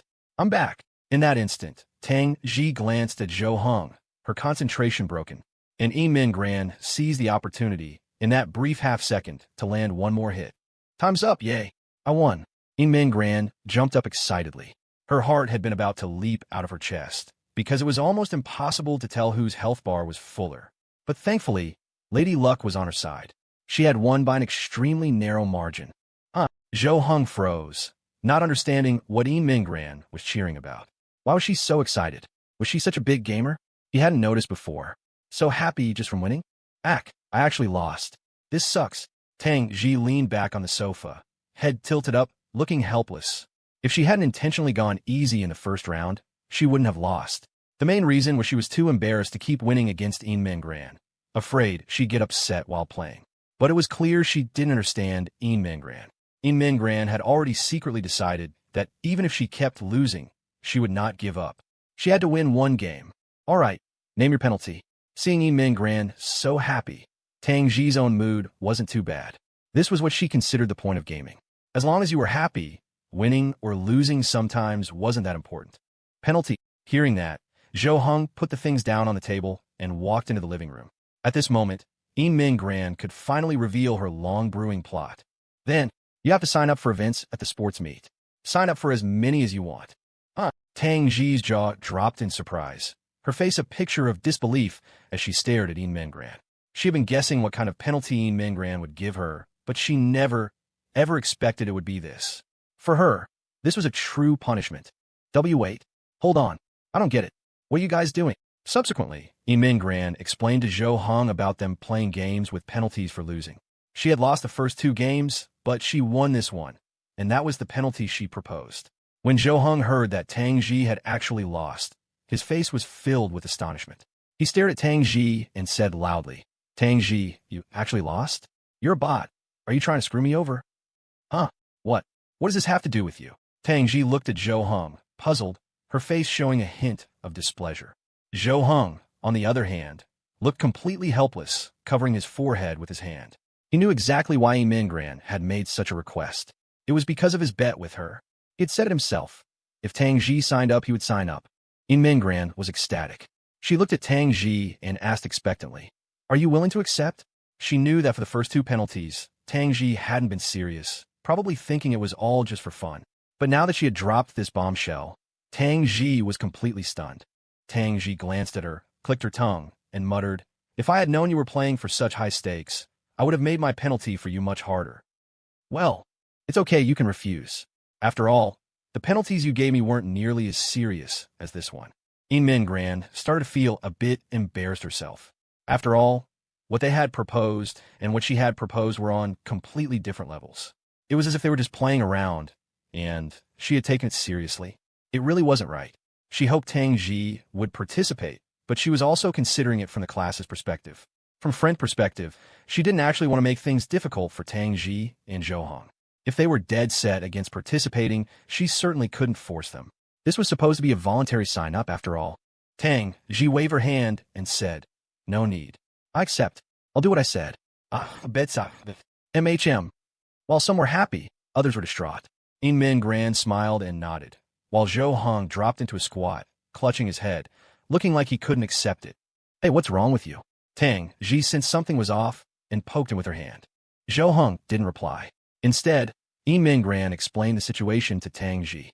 She told her about the bet she had made with Zhou Hong, which meant that Zhou Hong also had to sign up for the sports meet. It was clear he never expected Tang Ji to sign up in this manner, and thus he never expected that he would have to participate either. Oh, so that means he has to sign up too. After hearing the explanation, Tang Ji's eyebrows shot up, and she immediately became interested, a cunning smile playing on her lips. "Yes, that's more like it. That makes me feel much better." Tang Ji nodded in satisfaction. The thing that had bothered her the most was the thought of being laughed at by Zhou Hong. If she performed poorly, he would mock her. But now it was fine.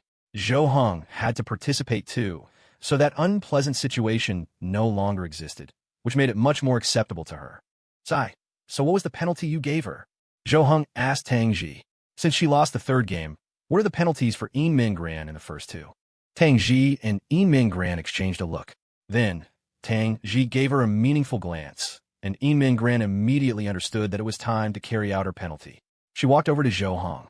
While he was in a state of complete bewilderment, she slowly took his hand, bent down, and her rosy, yet slightly pale, tightly pressed lips gently kissed the back of his hand. Zhou Hong stood there completely dazed. He didn't understand what was happening. Was this some ancient ritual? Or were they mimicking the way foreigners greet each other? After Min Gran lifted her head, her cheeks were slightly flushed. She said to Zhou Hong in a small voice, "Sorry, this was my penalty." Zhou Hong froze for a moment. Once he understood, he glanced at Tang Ji, who was standing nearby. Tang Ji shrugged, showing an innocent smile, but her eyes were observing Zhou Hong's expression. She knew what Zhou Hong couldn't tolerate. This level of prank wouldn't make him angry, but she still had to watch his reaction carefully. Although she often bickered with him, it was because she knew he didn't care. But if she really made Zhou Hong angry, she would be quite scared. Min Gran had achieved her goal.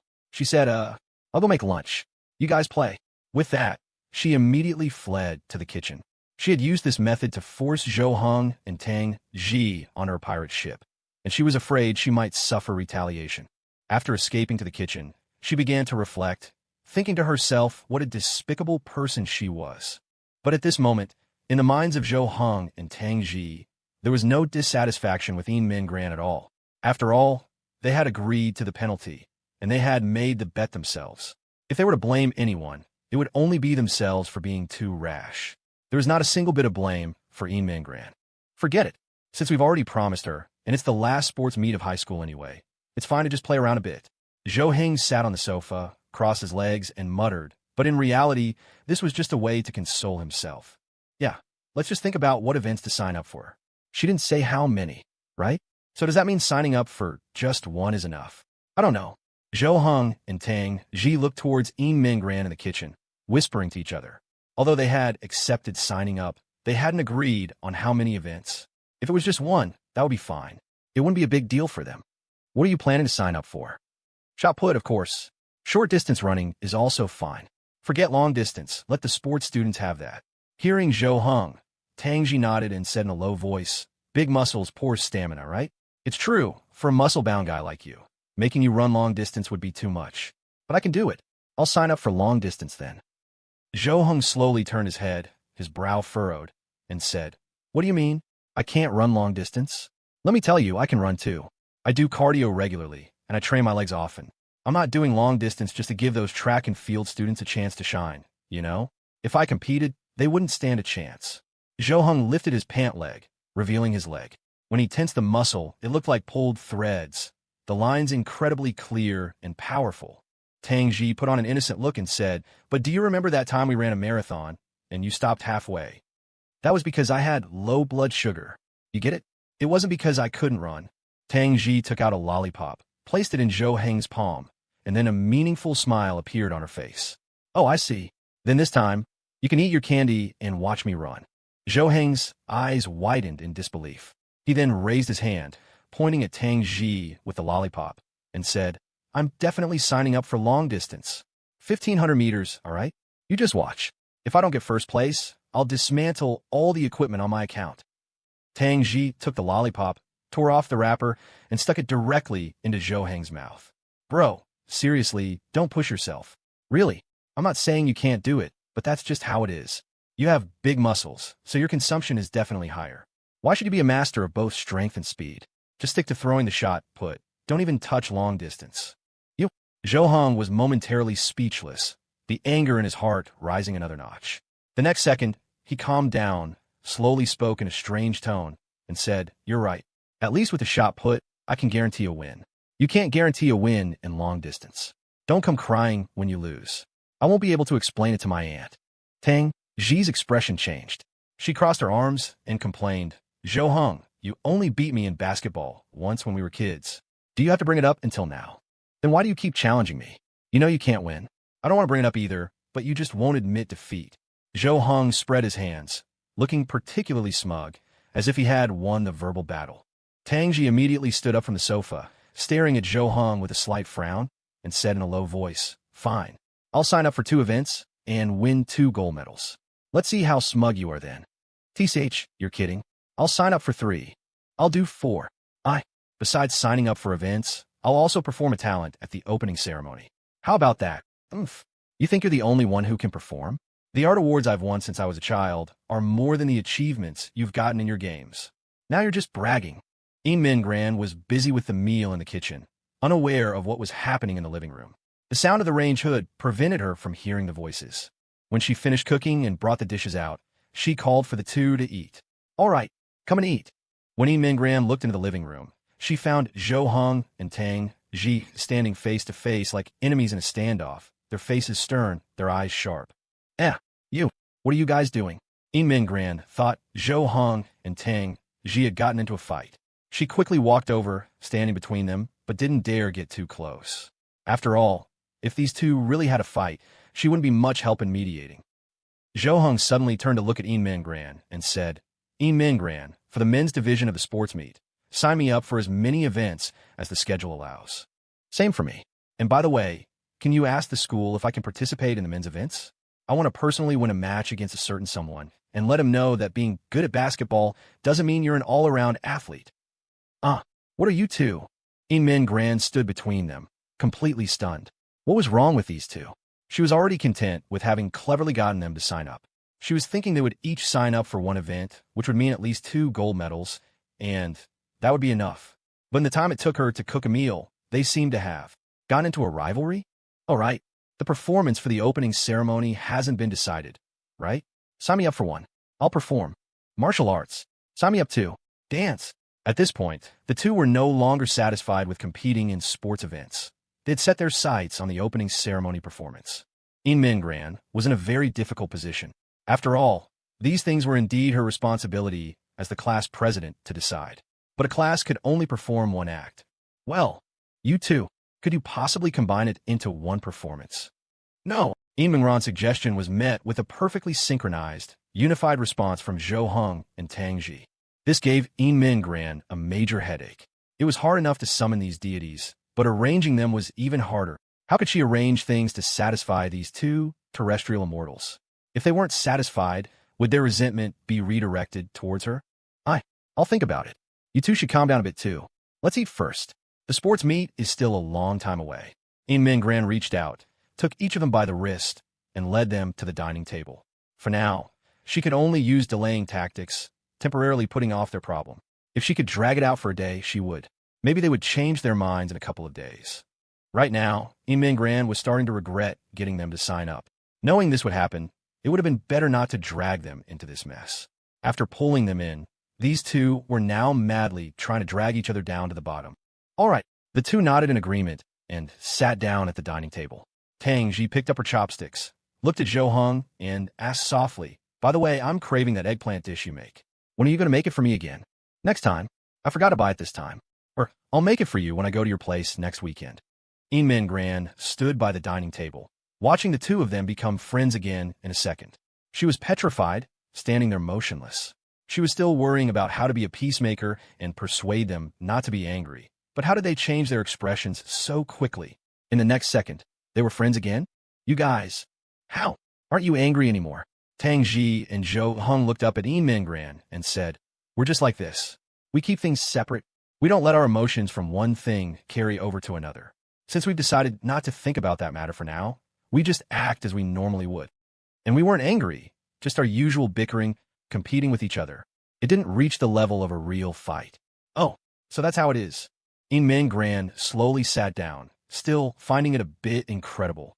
These two could actually keep things separate? 1 second they were bickering over one thing, and the next they could normally discuss something else?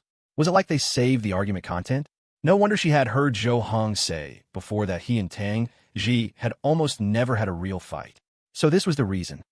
Tang Ji took a bite of food, her eyes lit up, and she looked at Yin Mingran and said, your cooking is really good. It feels almost as good as Zhou Heng's. Not at all.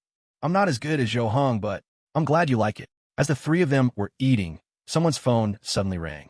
Yin Mingran froze because she recognized the ringtone as her own. She quickly took out her phone. A video call request popped up on the screen. When she saw it, she frowned in extreme annoyance. Tang Ji pointed at the phone and asked, what's wrong? Who is it? Yin Mingran stammered. It's Tong Yining. I'll take it outside. Yin Mingran felt it was inappropriate to answer Tong Yining's call in front of Zhou Heng, and there was also the risk of her location being discovered. So, Yin Mingran instinctively started to get up to take the call outside. But before she could stand up, Zhou Heng waved his hand and said, it's fine, just answer it here. We won't make a sound. This. Yin Mingran, who had started to rise, sat back down. Since Zhou Heng had said so, she would just take the call here. Yin Mingran accepted the call, and Tong Yining's face appeared on the screen. Ran, what are you doing? I'm at home. What's up? Yin Mingran answered calmly, but her eyes darted unnaturally toward Zhou Heng and Tang Ji. Tong Yining seemed to be lying on her bed, looking very bored, holding up her phone. I'm so bored. Want to go out? Let's go to the mall. Probably not. I need to cram for my review these 2 days. The monthly exam is coming up. No way. You still need a review? You're such a tryhard. What are people like us supposed to do? Of course I have to review. It's not like I have a photographic memory. By the way, let me tell you, yesterday after school, there was a pervert in our class. I don't know what he was trying to do to me. It was so scary. I feel like if Tian Run hadn't been there, I would have been in big trouble. A pervert? Who? Calling you? Ahem. Hearing Tong Yining say this name, Zhou Heng, who was eating, almost choked on his rice. He didn't know why, but he really wanted to laugh. What was that sound? Do you have a pig at your house?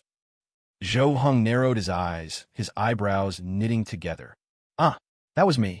I just burped. Yin Mingran bit her lip and quickly explained. She didn't want Tong Yining to find out she was with Zhou Heng. If that happened, Tong Yining ending their friendship and fighting with her would be a small matter.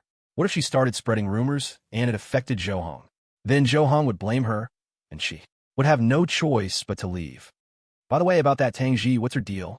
Zhou Heng and I were still talking, and she just came over and dragged him away without a word. Do you think she sensed what I was trying to do? I don't know. Yin Mingran subconsciously glanced at Tang Ji and saw that her expression hadn't changed. She was still eating quietly, as if she didn't care at all what Tong Yining was saying. She's so annoying. No wonder no one hangs out with her. She looks like the type of woman who's really scheming. What? You were exaggerating. I think she's quite nice. Yin Mingran quickly moved the camera away, her eyes wide with embarrassment as she looked at Tang Ji. This Tong Yining really had no filter. Tang Ji was right here. Tang Ji's movements paused for a moment, and her brow furrowed slightly, but she still didn't have much of a reaction. Yin Mingran couldn't help but admire her. Tang Ji was truly able to keep her composure, and she really didn't care about others' gossip. If someone had said that about her, and she had heard it, she felt like she would have burst into tears the next second. Nice? Don't be ridiculous, Ran. Didn't you see how she was when she played basketball?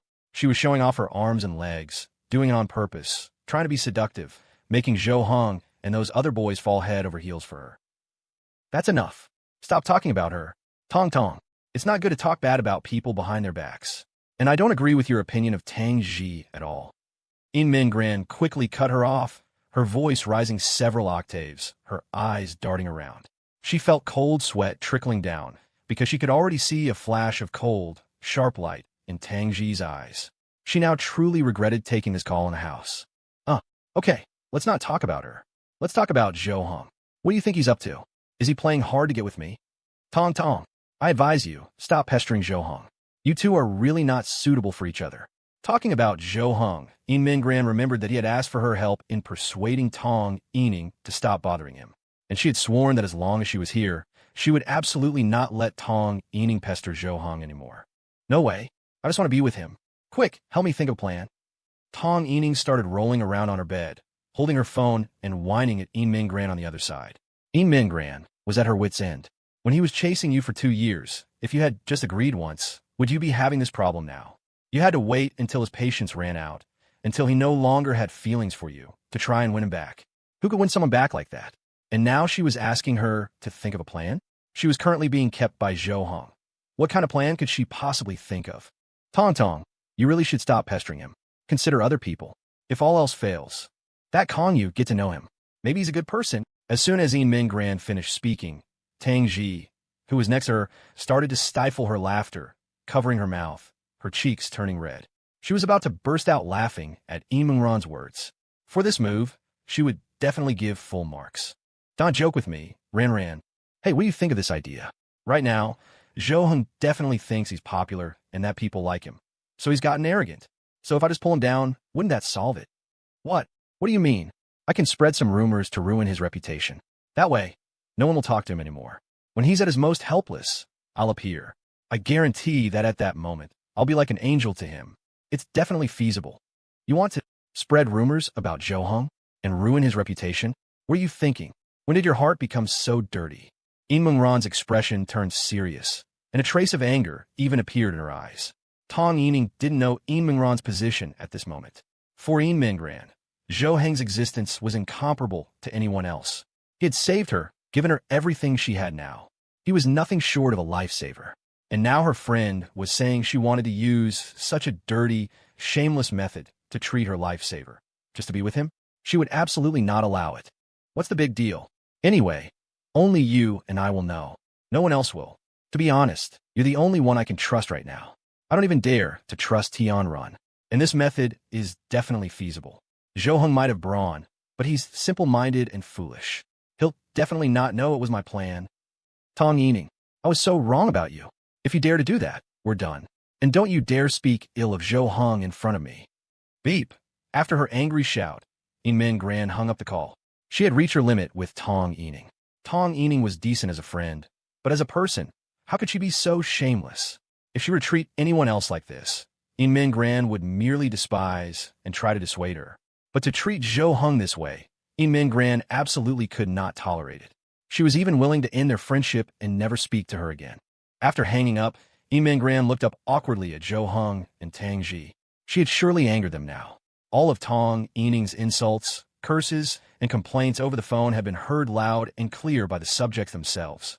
And she was her friend. They wouldn't take their anger out on her, would they? But when Yin Mingran looked at the two of them, their emotions seemed extremely stable. They were both eating quietly, chewing, their expressions unchanged. It seemed like only she had roared in anger, panting from the rage. Just then, Zhou Hong put down his bowl, went to the kitchen, and came back with a glass of warm water. He pushed it in front of Yin Mingran. Drink some water, cool down. It's not worth getting worked up over someone like that. Okay. Yin Mingran picked up the glass with both hands and took a small sip. But the fire in her heart was instantly doused by half, because she had actually heard Zhou Hong comforting her in such a soft, gentle voice.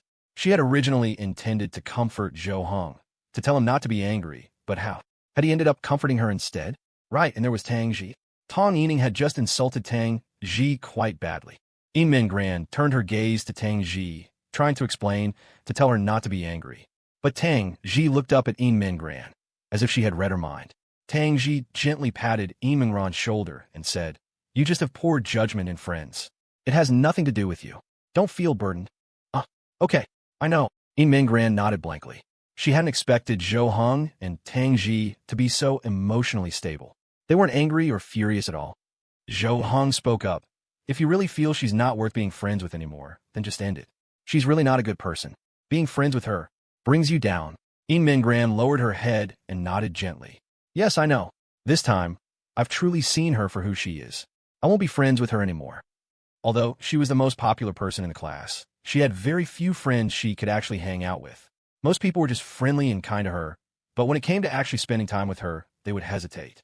She was suitable as a good class president, but not necessarily as a good friend. In class, the only ones she hung out with were Tong Yining and Tian Run, and Tian Run preferred to be with Tong Yining. If she ended her friendship with Tong Yining, Tian Run would most likely side with her. Just then, Tang Ji looked at her and said coolly, "If you don't mind, you can hang out with me from now on."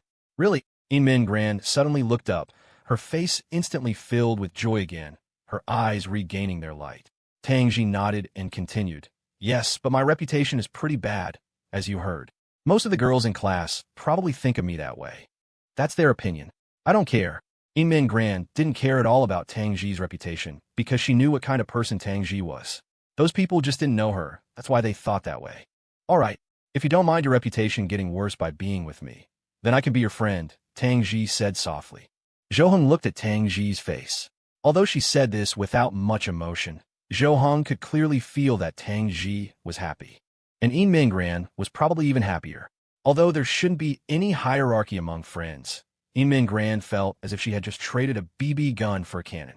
Meanwhile, at Tong Yining's house, she lay on her bedroom bed, staring at the hung-up call on her phone, somewhat puzzled, her face filled with confusion and bewilderment. Yin Min Gran's loud shout, that angry emotion, still echoed in her mind. But the more she thought about it, the less she could understand. Strange. Was she angry? What was she angry about? Did I say something wrong? Tong Yining couldn't understand why Yin Min Gran had suddenly gotten angry. The things she had talked about with her hadn't offended her, had they? She was just talking about Tang Ji and Zhou Heng. What did it have to do with her? Why would she get angry? Sigh, what a shame. She was clearly the best person to carry out this plan. My plan was designed for her. Tong Yining put down her phone, her arm draped over her forehead. Her original idea was to have Yin Min Gran help her, to be the one to spread the rumors. Because Yin Min Gran was very popular in class, and people trusted what she said, if she could help her spread rumors about Zhou Heng in class, probably no one would disbelieve it. Even the most outrageous rumor, coming from Yin Min Gran's mouth, would become truth. At that point, she would have successfully isolated Zhou Heng. She firmly believed that the reason Zhou Heng was ignoring her now was just because he had been praised by all those people, gotten arrogant, and thought he was good enough to attract better people. She just needed to make him face reality, and she could immediately close the distance between them. When he was at his most helpless and at a loss, and she appeared by his side again, Zhou Heng would realize how good and considerate she was. Although Yin Min Gran wasn't helping her now, she had no intention of giving up this plan. Who else? Who can help me with this? Tong Yining began to think. She definitely couldn't spread the rumor herself. After all, everyone in class knew about her relationship with Zhou Heng. If she were the one to say it, her intention to retaliate against Zhou Heng would be too obvious, and no one would believe it. She had to find someone who wasn't close to Zhou Heng, but had some influence. Tian Run? She won't do. Not enough influence. Tong Yining thought of many people, finally turning her attention to the class officers. Even if these people didn't have the same influence as Yin Min Gran, their social connections weren't bad. After a moment, she thought of one person who was quite popular among the boys. Lu Yinshuo, do you need me to walk you out? No need, it's not dark yet. No need. I'm leaving now. Tang Ji stood at the door, saying goodbye to Zhou Heng and Yin Min Gran. She had been here all day, and it was now past 4 in the afternoon. It was time for her to go back. Bye-bye. See you at school tomorrow. Yin Min Gran smiled and waved goodbye to her. The thought of being able to hang out with Tang Ji tomorrow, of having her as a new friend, made Yin Min Gran very happy and expectant. After Tang Ji left, Zhou Heng returned to his study desk, preparing to continue his studies. He had played a lot today and studied a lot, achieving a successful balance of work and rest. But Zhou Heng suddenly looked at his fitness equipment. He felt like something was missing in his heart, like a piece was empty. He had enough time today, he had studied, he had played, but he had gone almost a week without working out. Muscles are the kind of thing that you lose if you don't use them. He even felt like he was starting to lose muscle. Ahem, I'll just work out for a bit. Zhou Heng stood up and walked over, preparing to train for an hour or two. Yin Min Gran came out of the kitchen with a plate of washed fruit, just about to tutor Zhou Heng when she saw him standing in the workout area, warming up. Yeah, Yin Min Gran's eyes widened. Her interest suddenly piqued. She sat down quietly, preparing to watch how Zhou Heng worked out. It was the first time she had seen it. She was very curious to know what kind of exercise regimen was required to maintain a physique like Zhou Heng's. After warming up, Zhou Heng picked up the 2 dumbbells. Seeing how easily he lifted them left Min Gran a bit stunned. She remembered how she had almost died of exhaustion just moving those 2 dumbbells when she was cleaning the room. But now, seeing Zhou Heng lift them, why did it look so easy? Each one had to be around 30 kilograms, right? Then, Min Gran watched as Zhou Heng began his workout. First, he trained his chest.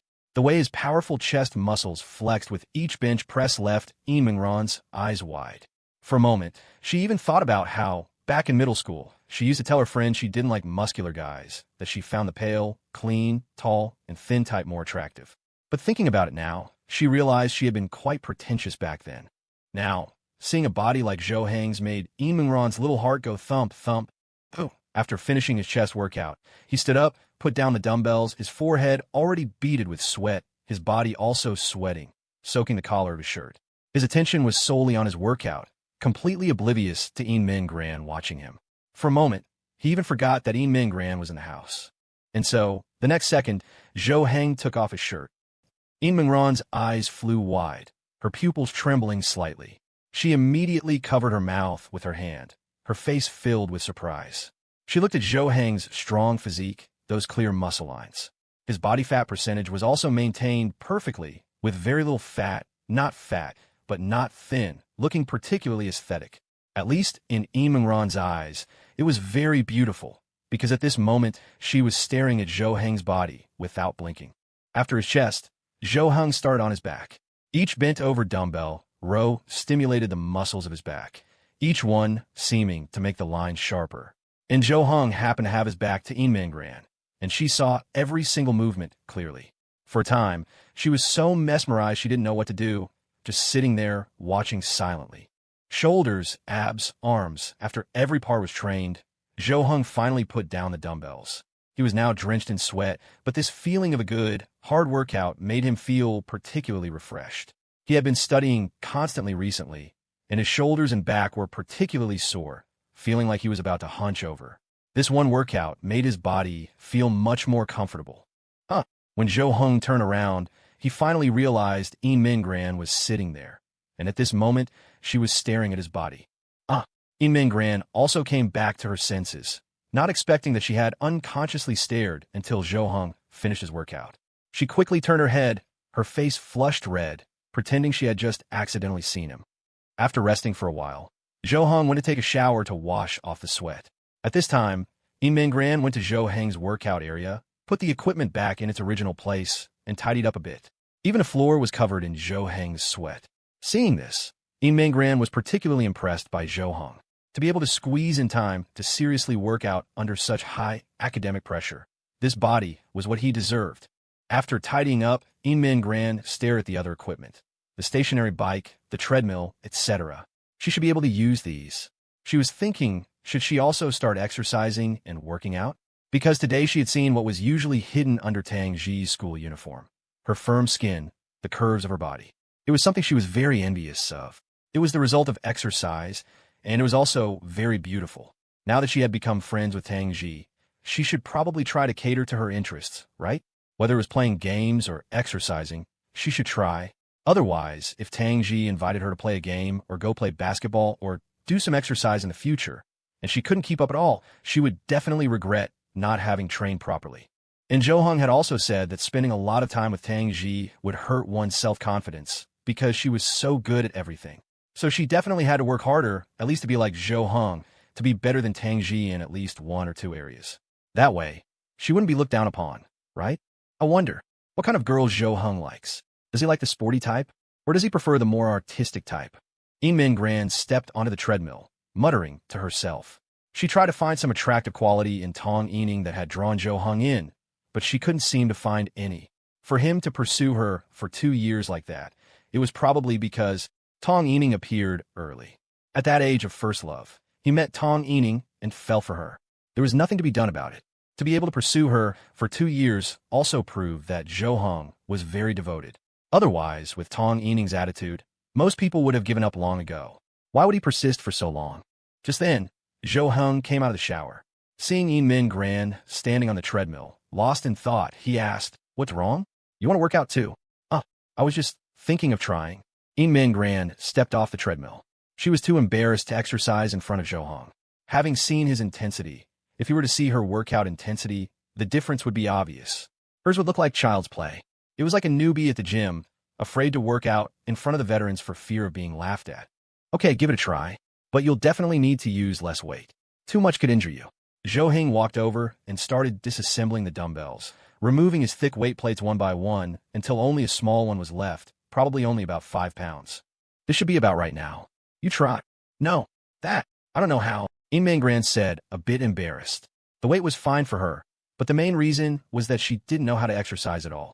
Although she had seen Zhou Heng's movements, and they looked simple, she knew it would be different if she did them. Her form would definitely not be standard. Even though she wasn't a fitness enthusiast, she knew a little. If your form was bad, the consequences could be quite serious.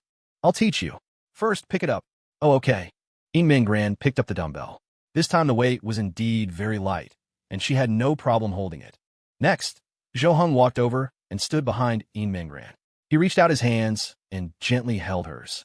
Min Gran couldn't help but let out a soft hum, her body clearly trembling slightly. She could feel Zhou Heng's solid body pressing against her back, so close she could even feel his heartbeat. And when her hands were held by his, she felt a special sense of security. Slowly, feel where the force is coming from. Breathe evenly. Then, Zhou Heng guided Min Gran's body, making her perform the movement slowly. At this moment, Min Gran's mind wasn't on feeling her muscles engage at all. She was having a hard enough time just standing still. Zhou Heng was pressed against her body. He had just showered, and a faint, fresh scent emanated from him. This was the closest Zhou Heng had ever been to her. In such a situation, how could she possibly concentrate? Once you get used to the movement, it'll be fine. If your form is off, you must correct it promptly. After instructing Min Gran, Zhou Heng took a step back and let her try on her own. After Min Gran did a set by herself, Zhou Heng helped her adjust her form again. Clang. After doing 2 sets, Min Gran put the dumbbell down. Her arms felt sore, and she really couldn't lift it anymore. I can't lift it. Min Gran looked at Zhou Heng, a little embarrassed. All in all, she had probably only worked out for about 10 minutes. Compared to Zhou Heng, her intensity was pitifully low. But she couldn't help it. She was a girl, and a physically weaker one at that. She couldn't compare to a girl like Tang Ji at all. She felt like her muscles would be sore tomorrow, and she wouldn't be able to lift her arms. She had expected Zhou Heng to show disappointment or laugh at her for being so weak, but Zhou Heng did no such thing. Instead, he encouraged and comforted her. It's okay, just take it slow. Fitness isn't something you achieve in a day or two. Just follow your own workout volume and arrange it reasonably. You don't need to compare yourself to me. Just compare yourself to your past self. He knew very well how he had gotten to where he was. No one is born strong, so laughing at others was undoubtedly laughing at one's former self. Just having the spirit to work out was already worthy of praise. At this moment, Zhou Heng's heart was filled with silent admiration for Min Gran, without any thought of looking down on her. Hearing Zhou Heng's words, Min Gran felt as if she had received the greatest encouragement. The feelings of inferiority she had felt instantly vanished. The corners of her mouth lifted slightly, and she said, "Don't worry, I won't give up." Zhou Heng nodded in satisfaction and said, "I'll teach you how to train your legs. Girls tend to like training legs more, at least more than guys do." Min Gran glanced at Zhou Heng's legs. He was wearing pajamas, so she could see his calves. Although they weren't outrageously muscular, the lines were also very clear. She couldn't see his thighs, but they were surely very strong too. She thought about her own legs becoming like that, and it seemed not quite right. Train legs? Will they turn into those muscular legs after training? Min Gran said tactfully. She was working out to improve her physical fitness, and becoming like Tang Ji would be the best outcome. But she didn't like it if she overdid it. Zhou Heng shook his head and said, "Don't worry, building muscle isn't as easy as you think. You don't need to worry about that. We're still students. Our time for fitness is limited. Getting those kinds of muscular legs is much harder than you imagine." "Oh, is that so?" And girls mainly train legs to work on their glutes to make their figure look better. Okay, I understand. Then please teach me. Under Zhou Heng's guidance, Min Gran underwent her first proper fitness training session in her life. The process was quite painful for her, but the sense of satisfaction and fulfillment afterward made her feel quite addicted. Even though sweat had soaked her clothes, her hair was stuck to her forehead, and her face was flushed She had a feeling that she might fall in love with fitness. Don't shower right away. Rest for a bit, Zhou Heng reminded her again. She had just finished exercising. Although she was covered in sweat, it wasn't advisable to shower immediately. She knew her current appearance was a huge contrast to her usual self, but she quite liked this feeling. She felt like she didn't have to think so much, just follow Zhou Heng's instructions and have an invigorating workout. That evening, after showering, Yin Mingran sat next to Zhou Heng, teaching him his studies. He taught her fitness, and she could teach him his studies. She felt that this mutually helpful relationship between them was particularly comfortable. She didn't feel useless, especially when Zhou Heng's studies improved bit by bit, which gave her a great sense of confidence. It wasn't until late at night that the two returned to the bedroom to sleep. Yin Mingran thought about what happened last night, her heart a little complicated, but she still wanted to know if Zhou Heng remembered what happened. She looked at Zhou Heng and said in a small voice, "You seemed really tired last night. You slept so soundly." Hearing Yin Mingran bring up last night, Zhou Heng immediately recalled it. When he had woken up at the start last night, he seemed to be hugging Yin Mingran. He didn't know how long he had been holding her, nor did he know if Yin Mingran was awake at that time. After waking up, he hadn't opened his eyes, but had immediately rolled over.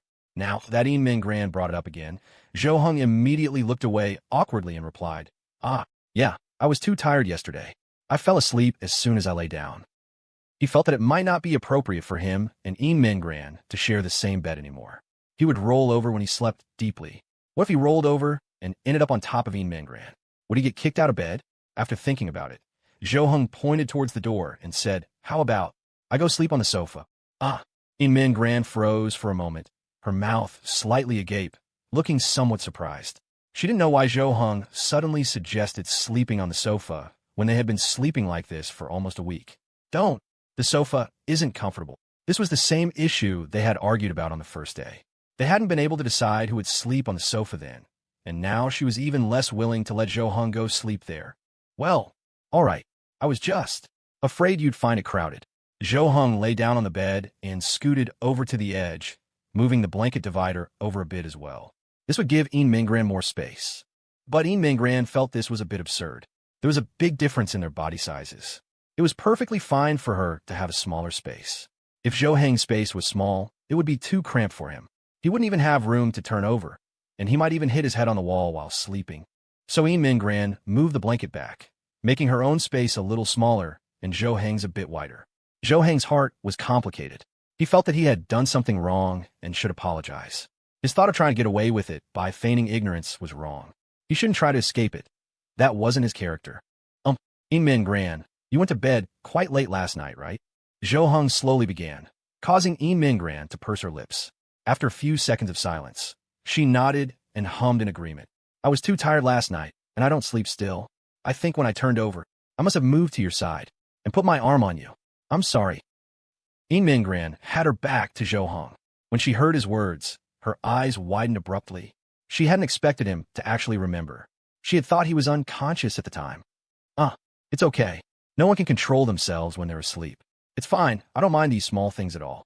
Yin Mingran quickly replied, her voice soft, the corners of her eyes lifting slightly. She really liked this part of Zhou Heng's personality.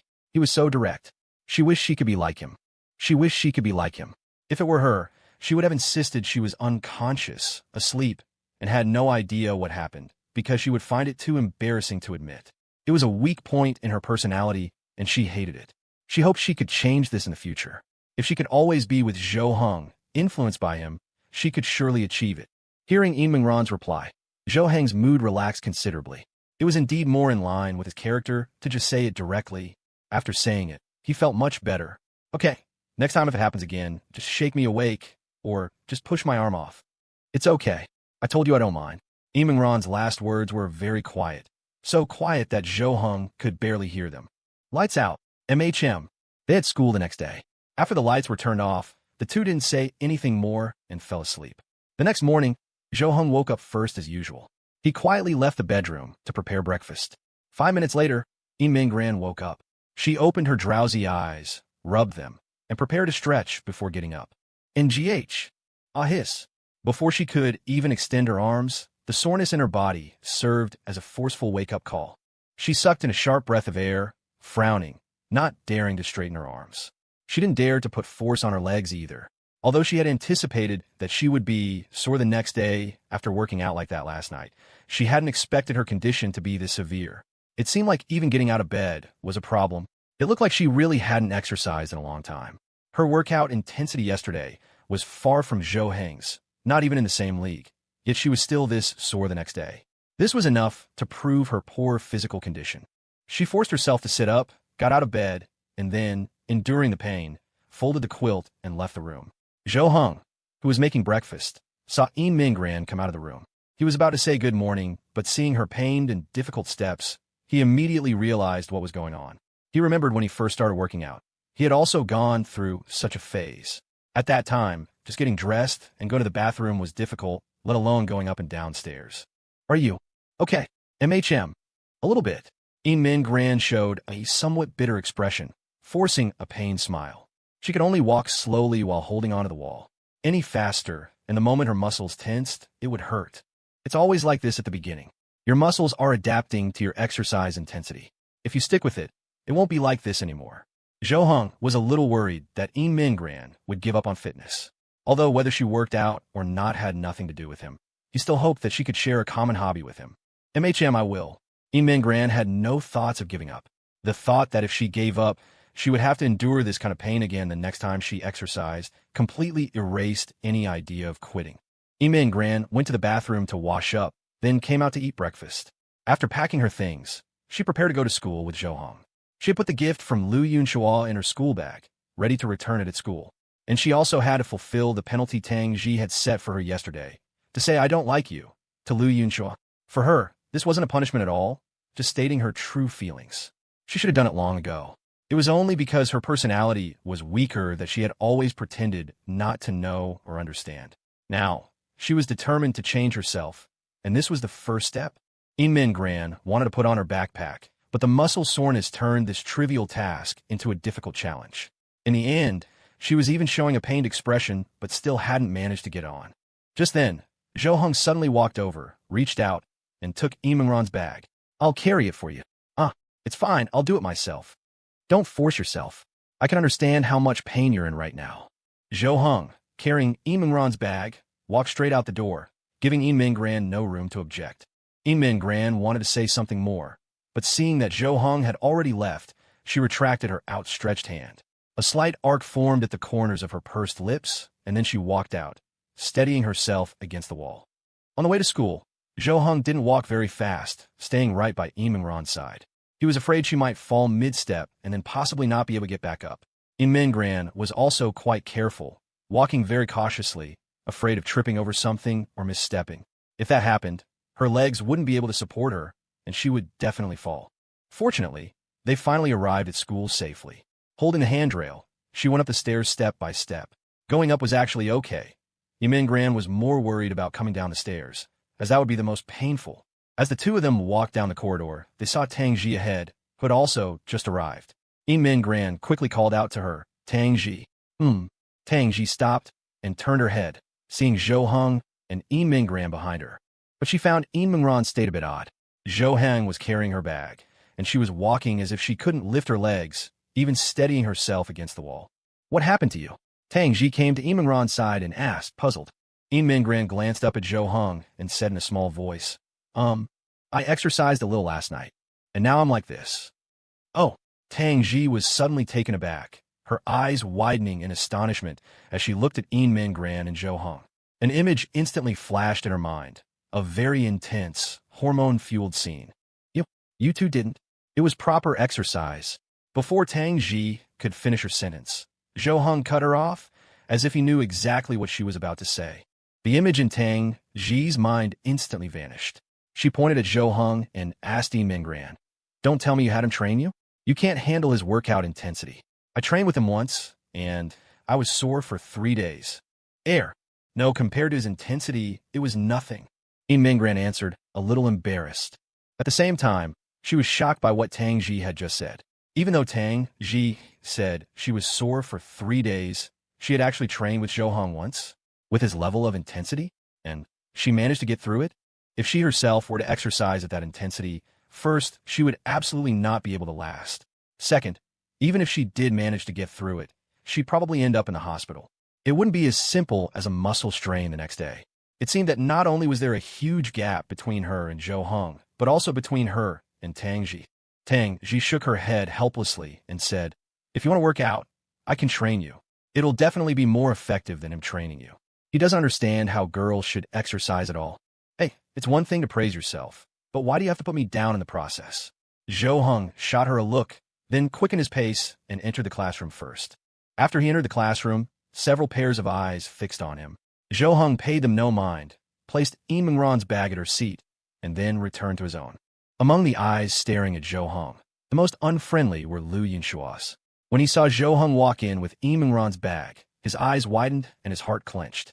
Then he saw Yin Mingran and Tang Ji walk in one after another, chatting about something. Lu Yunshua patted the shoulder of the person in front of him, Liang Jiaxiang, who turned his head and asked, "What's up? Hey, did you see that?" Zhou Heng came in carrying Yin Mingran's bag. "I saw. So what?" Lu Yunshua spread his hands and roared in a hushed voice. "What do you mean, so what? What's going on? Why? How should I know? Maybe he saw her on the way and was just being nice by helping her carry it." Smack! Lu Yunshua slapped Liang Jiaxiang's shoulder and asked, somewhat angrily, "Being nice? Would you be that nice? If you saw a female classmate on the way, would you just randomly help her carry her bag for no reason?" No. Exactly. So what does this mean? It means that kid Zhou Heng is trying to steal Yin Mingran from me. Well, Zhou Heng sure has a strong opponent. He'd better work hard. Liang Jiaxiang snorted, his words carrying a hidden meaning. He had reminded Lu Yunshua many times yesterday that the gift would surely put an end to his pursuit, but Lu Yunshua refused to believe it. He insisted that Yin Mingran was different, that she wasn't the materialistic type, and that she would definitely be happy to receive a gift regardless of what it was. In the end, Liang Jiaxiang didn't say anything more. Unless Yin Mingran was truly different, the facts wouldn't change. Lu Yunshua gritted his teeth, looked at Liang Jiaxiang, and asked, "Strategist, what should I do?" Zhou Heng's strength is not to be underestimated, as I'm sure you've seen. I feel a strong sense of crisis. Don't call me strategist. You don't listen to me anyway. When you lose, you'll just blame me. Liang Jiaxiang turned his head away and ignored Lu Yunshua. This guy was fine in other aspects, but he was just too stubborn, always thinking he was right. This was also because he had had it easy his whole life, never experiencing any setbacks, feeling that whatever he did would go smoothly. A moment later, Tang Yining walked into the classroom. The first thing she did was look at Yin Mingran, who was sitting there. She had thought about it yesterday and felt she should apologize to Yin Mingran. She felt that Yin Mingran, as the class president, would surely prioritize class unity. Forcing her to do such a thing was like pressuring a police officer to commit a crime in the name of friendship. It was indeed going too far. She cherished her friendship with Yin Mingran.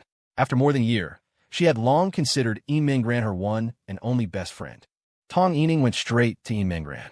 First, she wanted to start with a light-hearted greeting to ease the tension between them. So, Tang Yining came to Yin Mingran's side and patted her on the arm. "Hey, Ran, good morning." "Yes."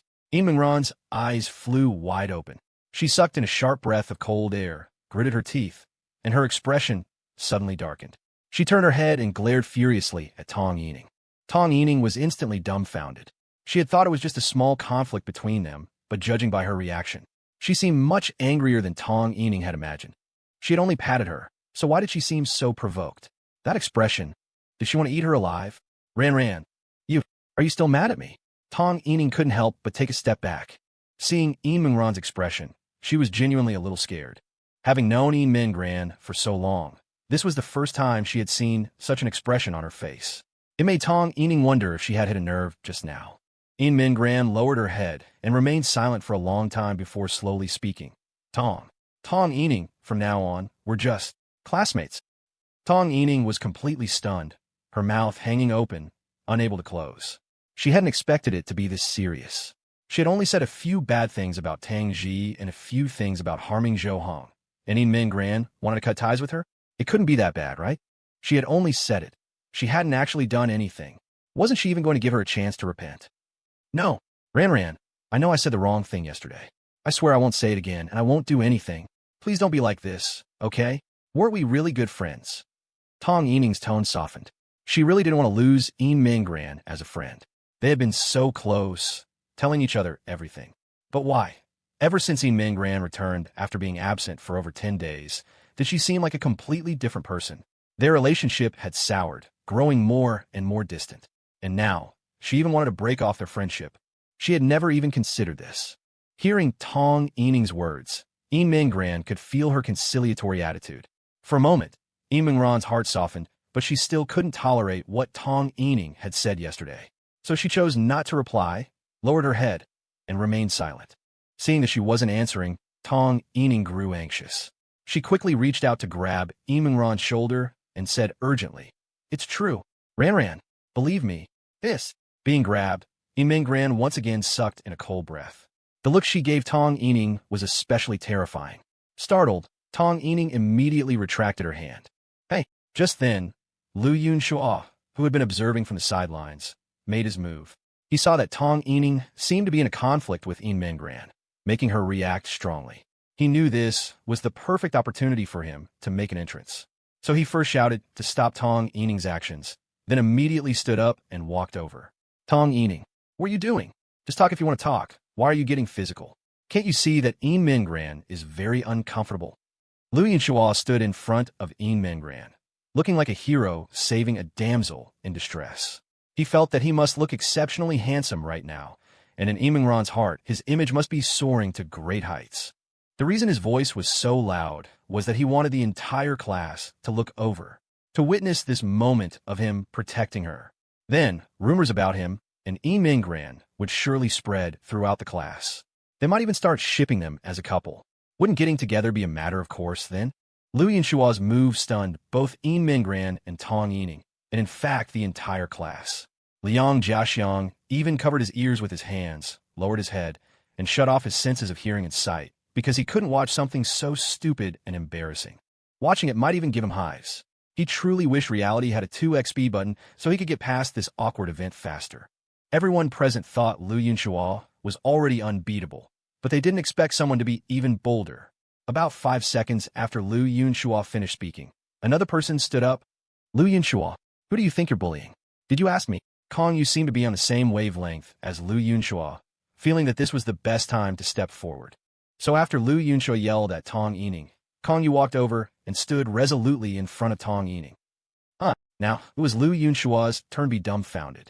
He had even considered that Zhou Heng might step forward, but he never in a million years expected this guy to show up.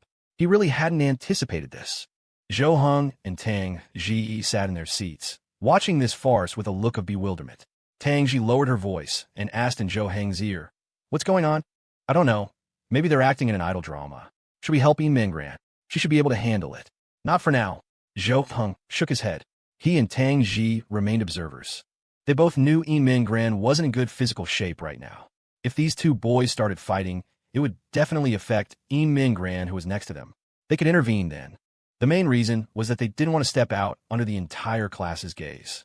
They didn't have the thick skin of Lu Yunxua and Kong Yu. It was true they didn't care about others' opinions, but that didn't mean they could make a fool of themselves in front of everyone. Oh my God!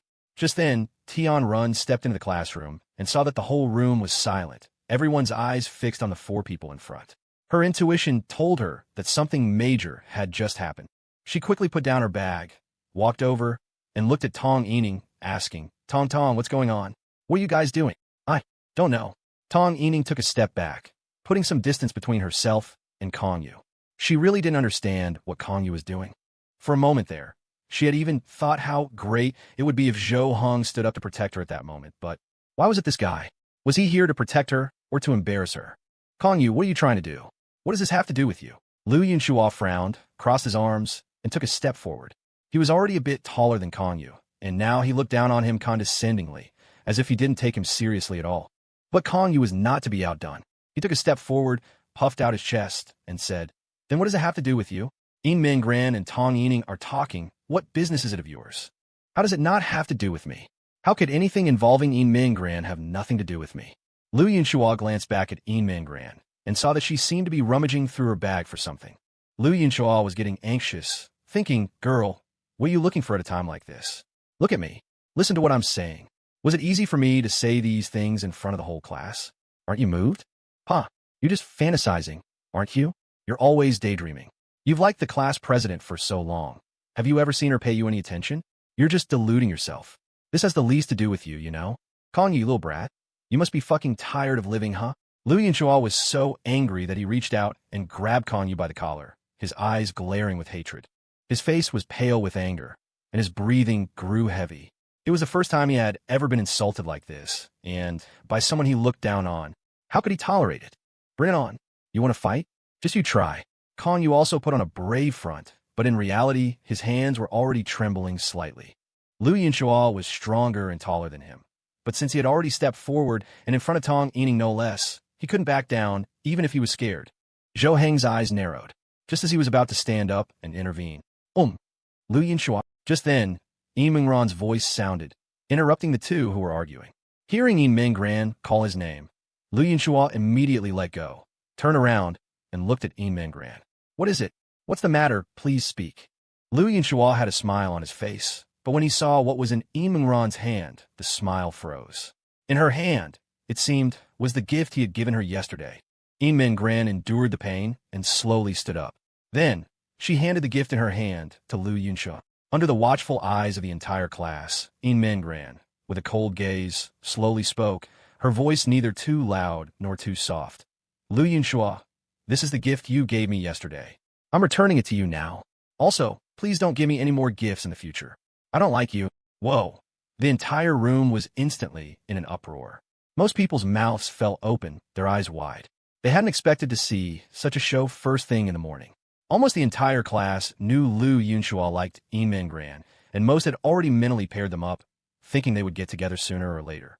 So when Yi Mingran said those words, they simply couldn't believe their ears, as if their worldview had just collapsed. After she finished speaking, Yi Mingran subconsciously glanced in Zhou Heng and Tang Ji's direction.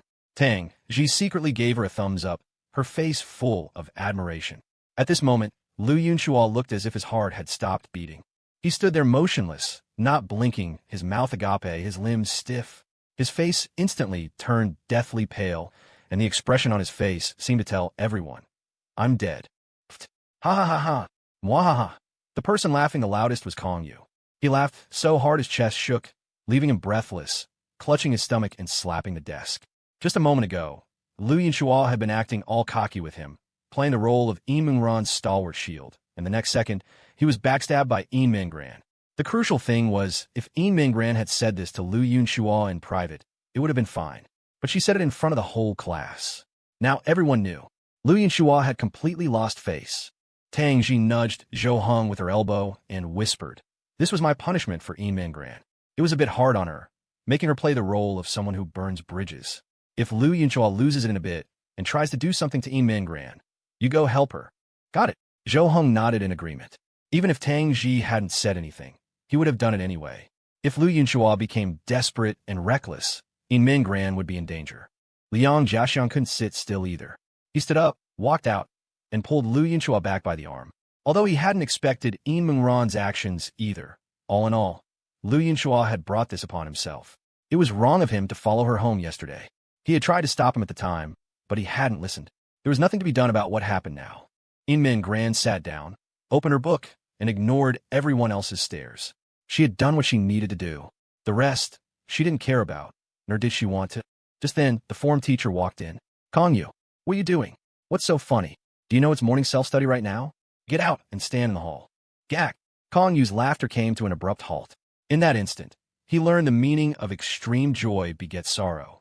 The form teacher noticed that several people were standing around Yi Mingran, whose expression didn't look too good. She seemed to be in a very bad mood.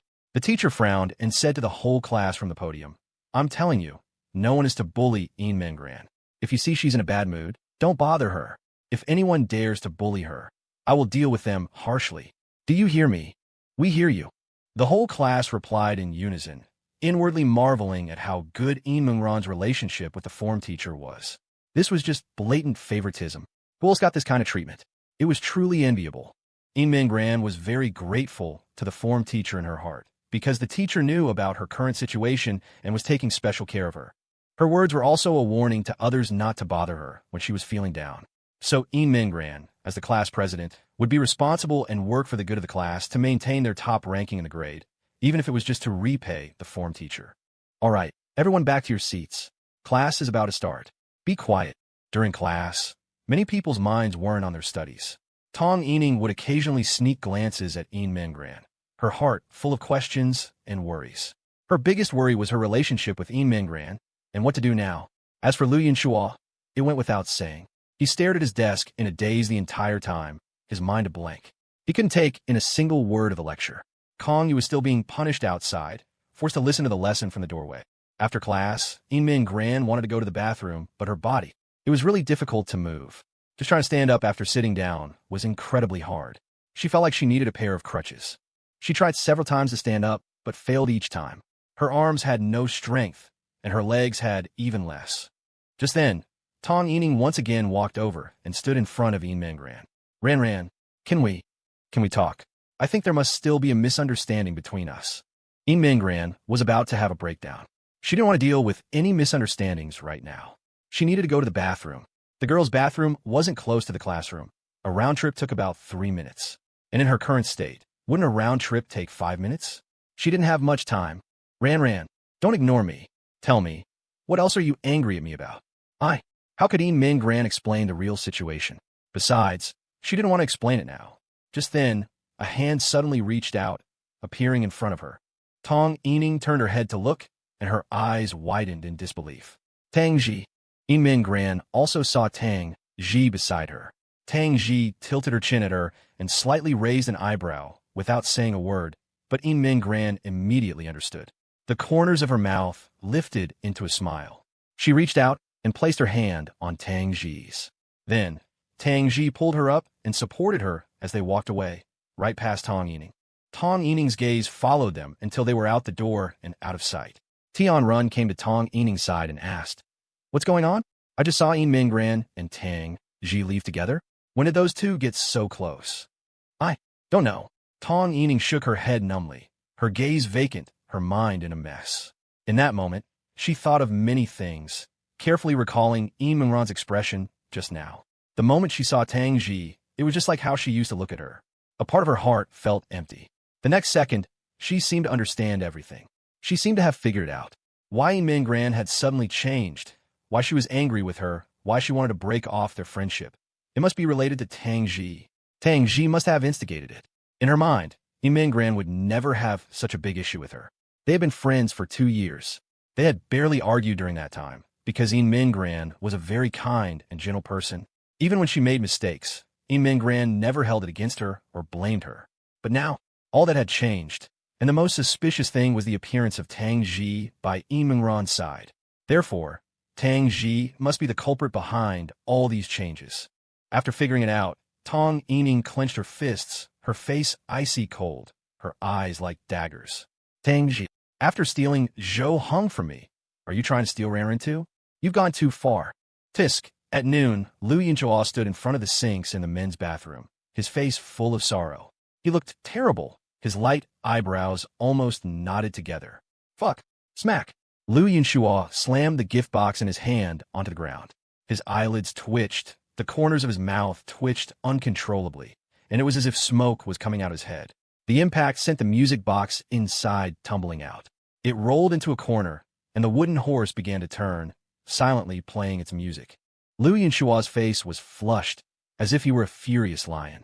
He leaped into the air and stomped on the music box. Crunch! The music box was smashed to pieces under his foot, fragments scattering everywhere. However, the music didn't stop. Instead, it continued to play in a strange, intermittent tune. Fuck! Lu Yinshua was on the verge of a breakdown. He squatted on the ground, clutching his head, wanting to scream, but afraid of being seen as crazy. "Can you calm down?" With such an unstable mood, no one would be able to accept it. Liang Jiaxiang slowly walked in from outside the bathroom, looked at Lu Yunshua and the fragments on the floor, and sighed helplessly. Lu Yunshua looked up, staring intently at Liang Jiaxiang, veins popping on his forehead. He abruptly stood up, rushed over, and shoved Liang Jiaxiang against the wall, grabbing his clothes and pinning him tightly. "What bullshit are you talking about? Are you saying Yin Mingran doesn't like me because I'm emotionally unstable?" Liang Jiaxiang's expression didn't change. He shrugged and said nonchalantly, possibly. Or maybe it's because you're too violent. Fuck you. What's the use of saying this now? She said she doesn't like me in front of the whole class. Did she even consider my feelings? And so, is it wrong for her not to like you? Besides, didn't you also stand up and embarrass her in front of the whole class? You were the one who walked over and attracted everyone's attention, and now you're asking her to consider your feelings? Liu Yinshua gasped for breath, slowly released his grip, and took a few steps back. Although he still didn't agree with Liang Jiaxiang's point of view, what was done was done.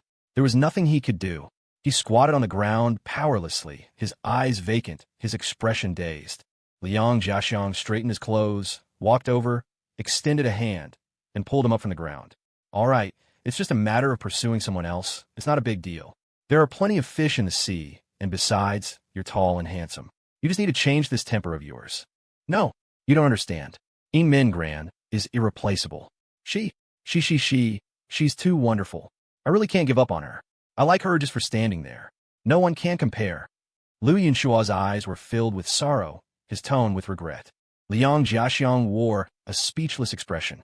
He knew for a fact that he had no chance, yet he was still fantasizing, unable to return to reality. But he couldn't say it directly. With Liu Yinshua's temper, who knew what he might do. So he slowly said, then just use this last year to try and be better. When she sees your improvement, maybe she'll have a change of heart. No, that's not right.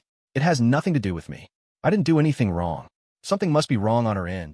Liu Yinshua stroked his chin, his expression deep, as if pondering some important matter. Liang Jiaxiang, standing to the side, let his mouth fall open. He blinked, unable to believe what he was hearing. Even after all this, he still didn't think it was his problem? How incredibly stubborn did someone have to be to think like that? Could it be? Someone said bad things about me to Yin Min Gran. That must be it. And I can even guess who. Liu Yinshua suddenly thought of something, reached out, and tapped the wall. Liang Jiaxiang frowned slightly and asked, Who is it? Don't you remember? When we were following Yin Min Gran that day. Who was with her? On the day we sent the gift. Who took it inside? You mean Tangji? Right. It could only be her. Think about it. The look she gave us when she ran into us that day. That disdainful look. It must have been her. After taking the gift inside, she must have bad-mouthed me to Yin Min Gran, slandered me. That's why Yin Min Gran returned the gift and said those things. Liang Jiaxiang grimaced and shook his head, saying no way, right? There's no reason for it. Why would Tang Ji slander you for no reason? So, she's just evil, purely evil. She just wants to ruin other people's relationships. Liu Yunshua, as if he had figured everything out, clenched his fist and punched the wall, so angry he could have gnashed his teeth to dust. Don't be ridiculous. She doesn't seem like that kind of person. Besides, aren't there rumors in class that she's close with Zhou Heng? Though I don't know if they're actually together. Liu Yinshua bit his finger, thinking hard. He suddenly remembered that day when Zhou Heng had abruptly pulled Yin Min Gran away to talk about something. I get it. Zhou Heng must be involved in this too. They're in it together.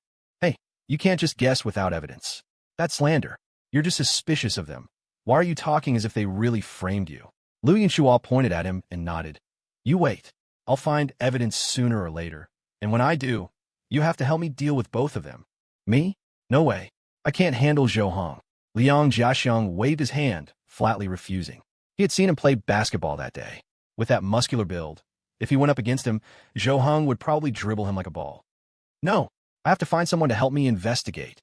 Liu Yinshua paced back and forth in the bathroom, thinking about who would be a suitable candidate.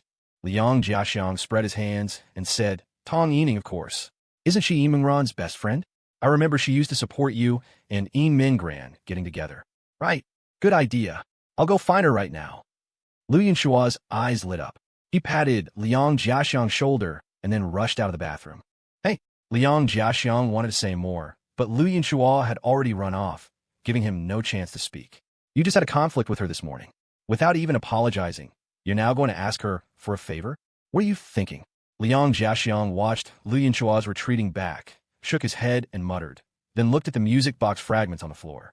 He walked over, picked up the trash, and threw it into the bin, cleaning up Liu Yinshua's mess for him.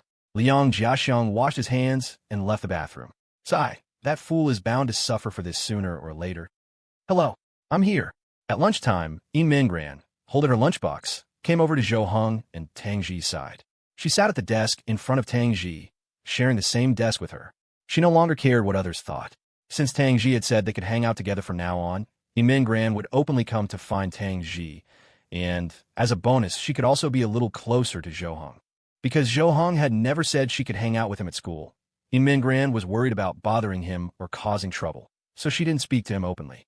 Otherwise, with her current I don't care attitude, she would have long been acting with Zhou Hong the same way she did at home. Seeing In Min Gran sit in front of her to eat together, Tang Ji said in a low voice, "You really dare to associate with me? Huh? I warned you beforehand. I have a bad reputation, and there might still be a few people who hold a grudge against me. If you get caught in the crossfire, don't blame me." In Min Gran's lips curved into a grin as she said, "It's okay.